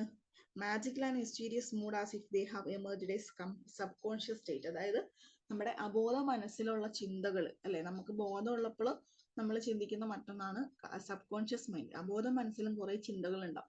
അപ്പൊ ആ ചിന്തകളൊക്കെ എങ്ങനെയാണ് നമ്മുടെ ഒരു ഇടയിലേക്ക് വരുന്നത്, അതിന്റെ ഒരു മിസ്റ്റീരിയസ്, ഒരു നിഗൂഢതയൊക്കെ നമുക്ക് ഈ ഒരു പോയത്തിൽ കൂടുതലായിട്ട് കാണാനായിട്ട് സാധിക്കും. അതുകൊണ്ടാണ് പറഞ്ഞത് ഈ പോയം കുറച്ച് കോംപ്ലിക്കേറ്റഡ് ആണ്, നമുക്ക് പെട്ടെന്ന് അങ്ങ് കത്തില്ല, നമുക്ക് മനസ്സിലാവാത്ത രീതിയിലുള്ള ചെറിയ കുറച്ച് മിസ്റ്റീരിയസ് ആയിട്ട് ഈ ഒരു പോയത്തിൽ പറയുന്നുണ്ട്.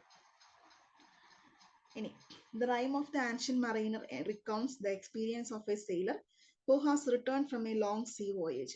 ഇനി Rime of the Ancient Marinerന്റെ ബാക്ക്ഗ്രൗണ്ട് എന്താണെന്ന് വെച്ചിട്ടുണ്ടെങ്കിൽ, ഒരു മറൈനർ, ഒരു നാവികൻ അല്ലെ, എവിടേക്ക് പോവുകയാണ്? Recounts the experience of a sailor. അദ്ദേഹത്തിന്റെ ഒരു സെയിലർ എന്നുള്ള രീതിയിൽ അദ്ദേഹത്തിന്റെ ആ ഒരു എക്സ്പീരിയൻസ് അദ്ദേഹം ഒന്ന് ഓർത്തെടുക്കുകയാണ്. Who has returned from a long sea voyage. എവിടുന്ന് വരികയാണ്? അദ്ദേഹം വലിയൊരു കപ്പൽ യാത്ര കഴിഞ്ഞിട്ട് അദ്ദേഹം വരികയാണ്. The mariner stopped a man who is on his way to a wedding ceremony and began to narrate a story. അപ്പൊ അദ്ദേഹം തിരിച്ചു വരുന്ന വഴിക്ക് കപ്പലിൽ വെച്ച് ആരെ കാണുന്നു? അദ്ദേഹം ഒരു ആളെ കാണുന്നു. അപ്പൊ അയാൾ എങ്ങോട്ട് പോവുകയാണ്? അയാൾ അദ്ദേഹത്തിന് ഒരു വെഡ്ഡിങ് സെറിമണി അറ്റൻഡ് ചെയ്യാൻ വേണ്ടി പോവുകയാണ് കേട്ടോ. അപ്പൊ ഈ വെഡ്ഡിങ് അറ്റൻഡ് ചെയ്യാൻ പോകുന്ന ഈ ഒരു മനുഷ്യന്റെ അടുത്ത് ഈ മറൈനർ എന്ത് ചെയ്യാണ്? ഈ നാവികൻ അദ്ദേഹത്തിന്റെ കഥ, അദ്ദേഹം എങ്ങനെ എങ്ങോട്ടാണ് പോയത്, എങ്ങനെയാണ് അദ്ദേഹത്തിന്റെ ജേർണി സ്റ്റാർട്ട് ചെയ്തത്, അങ്ങനെയുള്ള കാര്യങ്ങളൊക്കെ അയാളെ അവിടെ പിടിച്ചു നിർത്തി വിശദീകരിച്ചു കൊടുക്കുകയാണ്. The wedding guest's reaction turned from bemusement to impatience to fear to fascination as the mariner's story progressed. അപ്പൊ ഈ ഒരു വെഡ്ഡിങ് ഗസ്റ്റ്, അതായത് ഈ കല്യാണത്തിന് പോകാൻ നിൽക്കുന്ന ആളെ പിടിച്ചു നിർത്തിയാണ് ഈ നാവികൻ അദ്ദേഹത്തിന്റെ കഥയൊക്കെ പറഞ്ഞു കൊടുക്കുന്നത്.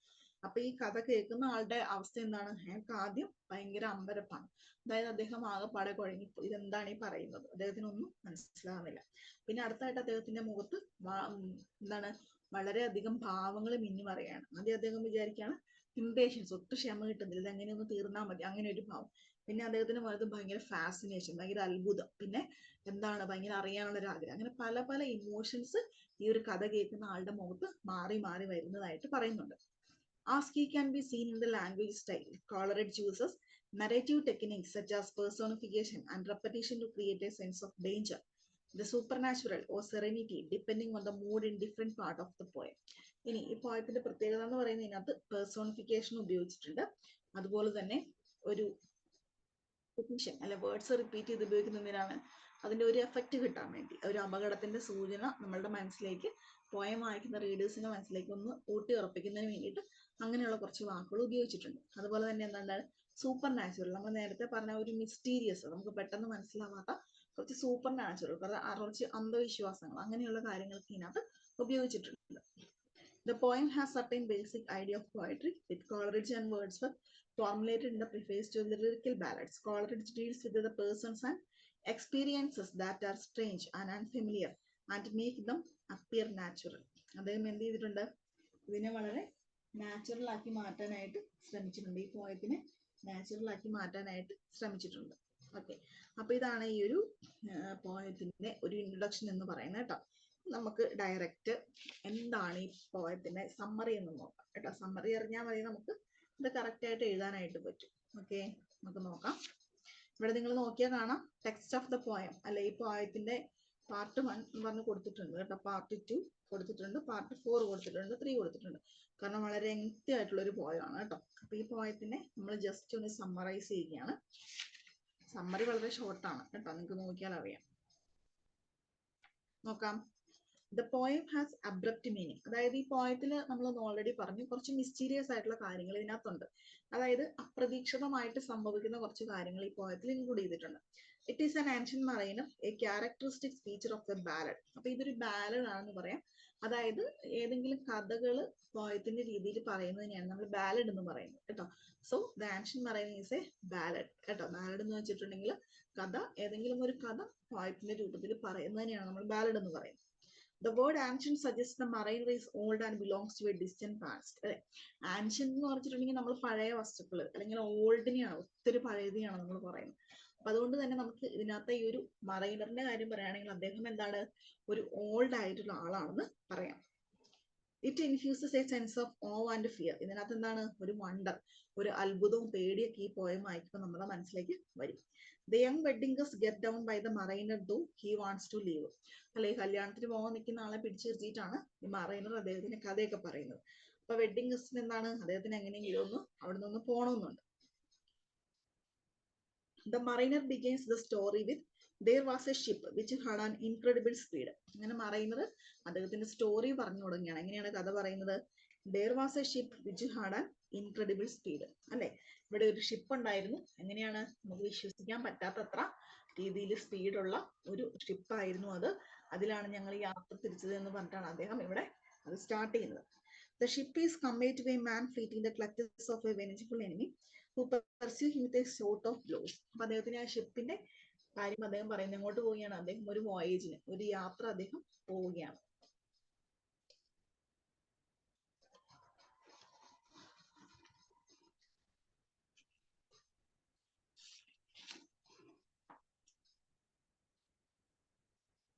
The poet then gives the picture of the harbor and the creek, the hill and the lighthouse.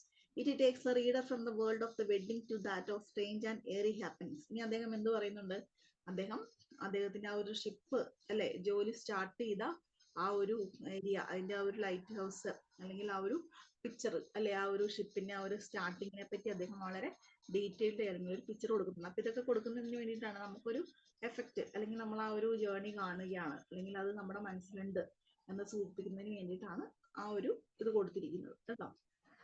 ഇനി the sun rises on the right implies that the ship is steering towards south.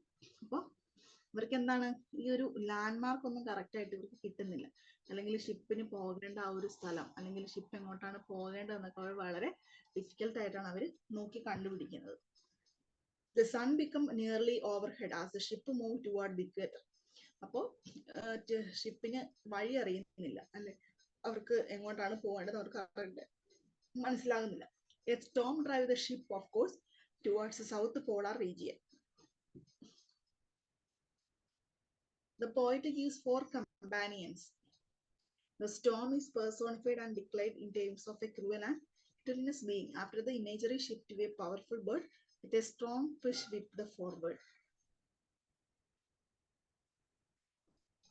Okay, അപ്പൊ ഇതിനകത്ത് first ഇൻട്രൊഡക്ഷനിൽ അവരുടെ ആ ഒരു ഷിപ്പിന്റെ സ്റ്റാർട്ടിങ്ങും ആ ഒരു ജേർണിനെ കുറിച്ചൊക്കെ പറയുന്നുണ്ട്. നെക്സ്റ്റ് ഇതിനകത്ത് പറയാൻ പോകുന്നത് നമുക്ക് ഈ സമ്മറി വെച്ചിട്ട് വായിക്കാം, കാരണം ടെക്സ്റ്റിൽ വളരെ കൺഫ്യൂസ്ഡ് ആയിട്ടാണ് കൊടുത്തിരിക്കുന്നത് കേട്ടോ. നമുക്ക് നോക്കാം. അതിനകത്ത് ഷിപ്പിൽ എന്തായിരുന്നു, കുറച്ച് സെയിലേഴ്സ് ഒക്കെ ഉണ്ട് അല്ലെ, കുറച്ച് നാവികന്മാരൊക്കെ അദ്ദേഹത്തിന് കൂടെ കമ്പാനിയൻസ് ആയിട്ടുണ്ടായിരുന്നു.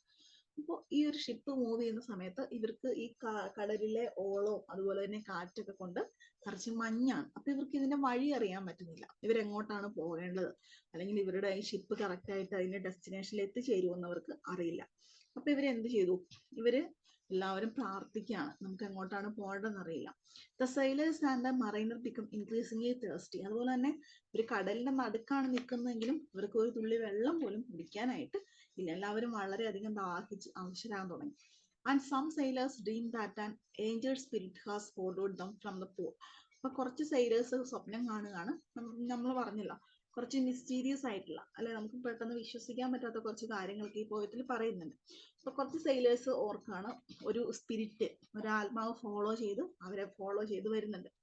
The crew then Hanks the albatross around the mariner's neck. അപ്പൊ എവിടുന്നോ എന്ത് ചെയ്യുന്നുണ്ട്, പെട്ടെന്നൊരു പക്ഷി അല്ലെ, ഒരു ആൽബട്രോസ് എന്ന് പറയുന്ന ഒരു ബേർഡ് പറന്ന് അവരുടെ ഷിപ്പിലേക്ക് വരികയാണ്. അപ്പൊ ഈ ആൽബട്രോസ് പറന്നു വരുമ്പോൾ ഇവരെന്താ വിചാരിക്കുന്നത്, ആ കടല് പെട്ടെന്ന് ശാന്തമാകും, ആ ഒരു തിരയൊക്കെ അടങ്ങി നല്ല ഫോഗ് ഒക്കെ ക്ലിയർ ആകും, മഞ്ഞൊക്കെ മാറി അവർക്ക് വഴി പെട്ടെന്ന് ക്ലിയർ ആകുന്നുണ്ട്. അപ്പൊ അവരെന്ത് വിശ്വസിക്കുന്നു, ഈ ആൽബട്രോസ് എന്ന് പറയുന്ന ഒരു പക്ഷി വന്നത് ഒരു നല്ല സൂചനയാണ് അല്ലെ, അതൊരു നല്ല ദൈവത്തിന്റെ ഒരു സൂചനയായിട്ടാണ് വന്നതെന്ന് അവര് വിചാരിക്കുന്നു. The crew then hangs the albatross round the mariner's deck. In his terrible calm, trapped completely by the watery ocean, and they cannot drink.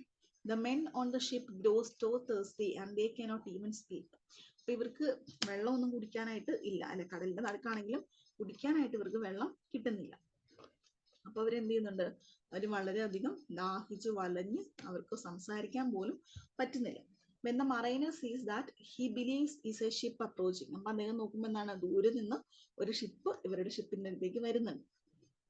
He must bite his arm and drink his own blood so that he is able to alert the crew. അപ്പൊ അദ്ദേഹം വിചാരിക്കുന്ന എന്താ, തന്റെ കൈ തന്നെ കടിച്ചു മുറിച്ച് അതിൽ നിന്ന് ബ്ലഡ് കുടിക്കുകയാണെങ്കിൽ അദ്ദേഹത്തിന് തൊണ്ട നനയും അല്ലെ. അപ്പൊ അദ്ദേഹത്തിന് അവിടെ മറ്റുള്ളവരെ രക്ഷിക്കണേ എന്നൊക്കെ ഒന്ന് അലറി വിളിക്കാനായിട്ടുള്ള ഒരു കപ്പാസിറ്റി ഉണ്ടാവും അദ്ദേഹം വിശ്വസിക്കുന്നു. Who all grin out of joy. അപ്പൊ അദ്ദേഹം മറ്റുള്ളവരൊക്കെ എന്താണ്, അദ്ദേഹത്തിനെ കളിയാക്കി ചിരിക്കുകയാണ്. But the joy faded as the ghostly ship, which sailed towards wind, approaches on its death and life in death, gamble with the dice for the lives of the sailors and the mariner. പക്ഷെ അവര് കളിയാക്കി ചിരിച്ചെങ്കിൽ എന്താണ്, അദ്ദേഹത്തിന്റെ ആ ഒരു ship, അവർ ദൂരെ നിന്ന് കണ്ട ഒരു ഷിപ്പ് അവരുടെ അടുത്തേക്ക് വരും. ആ ഷിപ്പിൽ ആരൊക്കെയാ ഉള്ളത്, ഡെത്ത് ഉണ്ട്, ലൈഫ് ഇൻ ഡെത്ത് അല്ലെ, മരണമുണ്ട്, മരണത്തിന്റെ ഇടയ്ക്കുള്ള ജീവിതം. അപ്പൊ ആ രണ്ട് ആൾക്കാരാണ് ആ ഷിപ്പിലുള്ളത് അല്ലെ. ഇത് നമുക്കൊന്ന് ഇമാജിൻ ചെയ്യാൻ പറ്റില്ല, വളരെ നിഗൂഢം എന്ന് പറഞ്ഞാൽ വളരെ മാജിക്കലായിട്ട് വളരെ മിസ്റ്റീരിയസ് ആയിട്ടുള്ള കുറച്ച് കാര്യങ്ങളാണ് അല്ലെ. അപ്പൊ ഡെത്ത് എന്ന് പറഞ്ഞ ഒരാളുണ്ടോ, ഇല്ല, ഡെത്ത് എന്ന് പറഞ്ഞാൽ മരണമാണ്. പക്ഷെ ഇവിടെ ഈ ഡെത്ത് ഉണ്ട്, ലൈഫ് ഇൻ ഡെത്ത് ഉണ്ട്, അത് രണ്ടാളുകളായിട്ട് ഷിപ്പിൽ വന്നു എന്നാണ് പറയുന്നത്. After leaving death is a soul of the mariner, the sailors began to die of thirst അല്ലെ. ലൈഫ് ഇൻ ഡെത്ത് മറൈനറിന്റെ സോളിനെ, ആത്മാവിനെ എടുത്തു, അതിനുശേഷം ഓരോ സെയിലേഴ്സ് ആയിട്ട് അവിടെ മരിച്ചു വീഴാൻ തുടങ്ങി. Falling to the deck one by one, each steering and the mariner reproach അല്ലെ. അങ്ങനെ ഓരോ സെയിലേഴ്സ് ആയിട്ട് അവിടെ മരിച്ചു വീഴാൻ തുടങ്ങി. Surrounded by the dead sailors and cursed continuously by their gaze, the mariner tries to turn his eyes to a heaven to pray, but fails. It is only the moonlight after enduring. അങ്ങനെ എല്ലാ സെയിലേഴ്സും മരിച്ചു വീഴാൻ തുടങ്ങിയപ്പം നമ്മുടെ നാവികൻ എന്ത് ചെയ്തു, അയാള് കണ്ണുകൾ ഉയർത്തി മുകളിലേക്ക് നോക്കി ഈശ്വരനോട് പ്രാർത്ഥിക്കാനായി തുടങ്ങി. പക്ഷെ അദ്ദേഹത്തിന് അതിനും സാധിച്ചില്ല.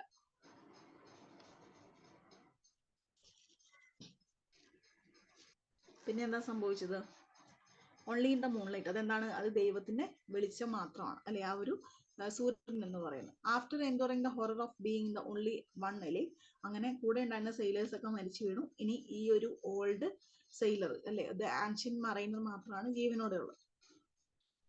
Mariner notices beautiful water snake swimming beside the ship. അദ്ദേഹം ഇങ്ങനെ നോക്കിക്കൊണ്ടിരുന്നപ്പോഴാണ് അദ്ദേഹം കാണുന്നത് അവരുടെ ബോട്ടിന് ചുറ്റും ഈ ഒരു വാട്ടർ സ്നേക്കുകൾ, വെള്ളത്തിലുള്ള പാമ്പുകൾ അവിടെ നീന്തി തുടിക്കുന്നുണ്ട്.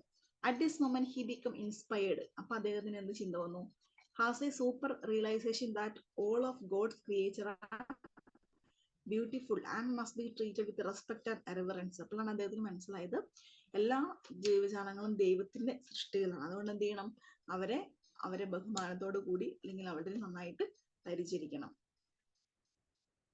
വിത്ത് his realization he is finally able to pray. അങ്ങനെ ആ ഒരു ചിന്തയോടുകൂടി ഇരുന്ന് അദ്ദേഹം കുറച്ചു പേര് ഇരുന്ന് പ്രാർത്ഥിച്ചു.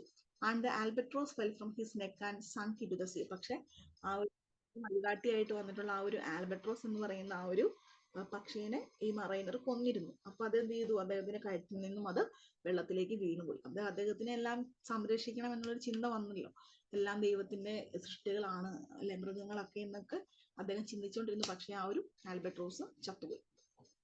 The mariner falls into a kind of stupor and then walks to find the dead sailors' bodies reanimated by the angels and at work on the ship. Powered by the spirit from the South Pole, the ship faces homeward. അങ്ങനെ മരിച്ചുപോയ മറൈനേഴ്സിന്റെ ബോഡിയൊക്കെ അവിടെ കിടക്കുകയാണ്. അദ്ദേഹം എന്ത് ചെയ്തു, ആ ഒരു ഷിപ്പ് നല്ല രീതിയിൽ മൂവ് ചെയ്യുന്നുണ്ട്, അവരുടെ ഒരു ഹോം വാർഡിലേക്ക് പോയിക്കൊണ്ടിരിക്കുകയാണ്. Where the mariners sees a choir of angels leave the bodies of the deceased sailors. After this angels chorus, the mariner perceives a small boat on which a pilot, the pilot's boy and a hermit approach. അങ്ങനെ ഒരു Angeles വന്നിട്ട് മരിച്ചുപോയ സെയിലേഴ്സിനൊക്കെ വേണ്ടി പാട്ടൊക്കെ പാടുന്നു. ആ ഒരു chorus ഒക്കെ കഴിഞ്ഞപ്പോൾ അദ്ദേഹം എന്താ കാണുന്നത്, ഒരു ചെറിയൊരു ഷിപ്പ് അദ്ദേഹത്തിനെ അപ്രോച്ച് ചെയ്തു വരികയാണ്. ആസ് ദേ ഗെറ്റ് ക്ലോസർ, ആ ഒരു ഷിപ്പ് അടുത്തേക്ക് വന്നപ്പോൾ അതിനകത്ത് ആരൊക്കെ ഉള്ളത്? ദ മറൈനേഴ്സ് ഷിപ്പ് സഡൻലി സ്ട്രിങ്ക് but he waking to find himself in the pilot's boat. അവരുടെ ആ ഒരു ബോട്ട് തകർന്നു വീണു.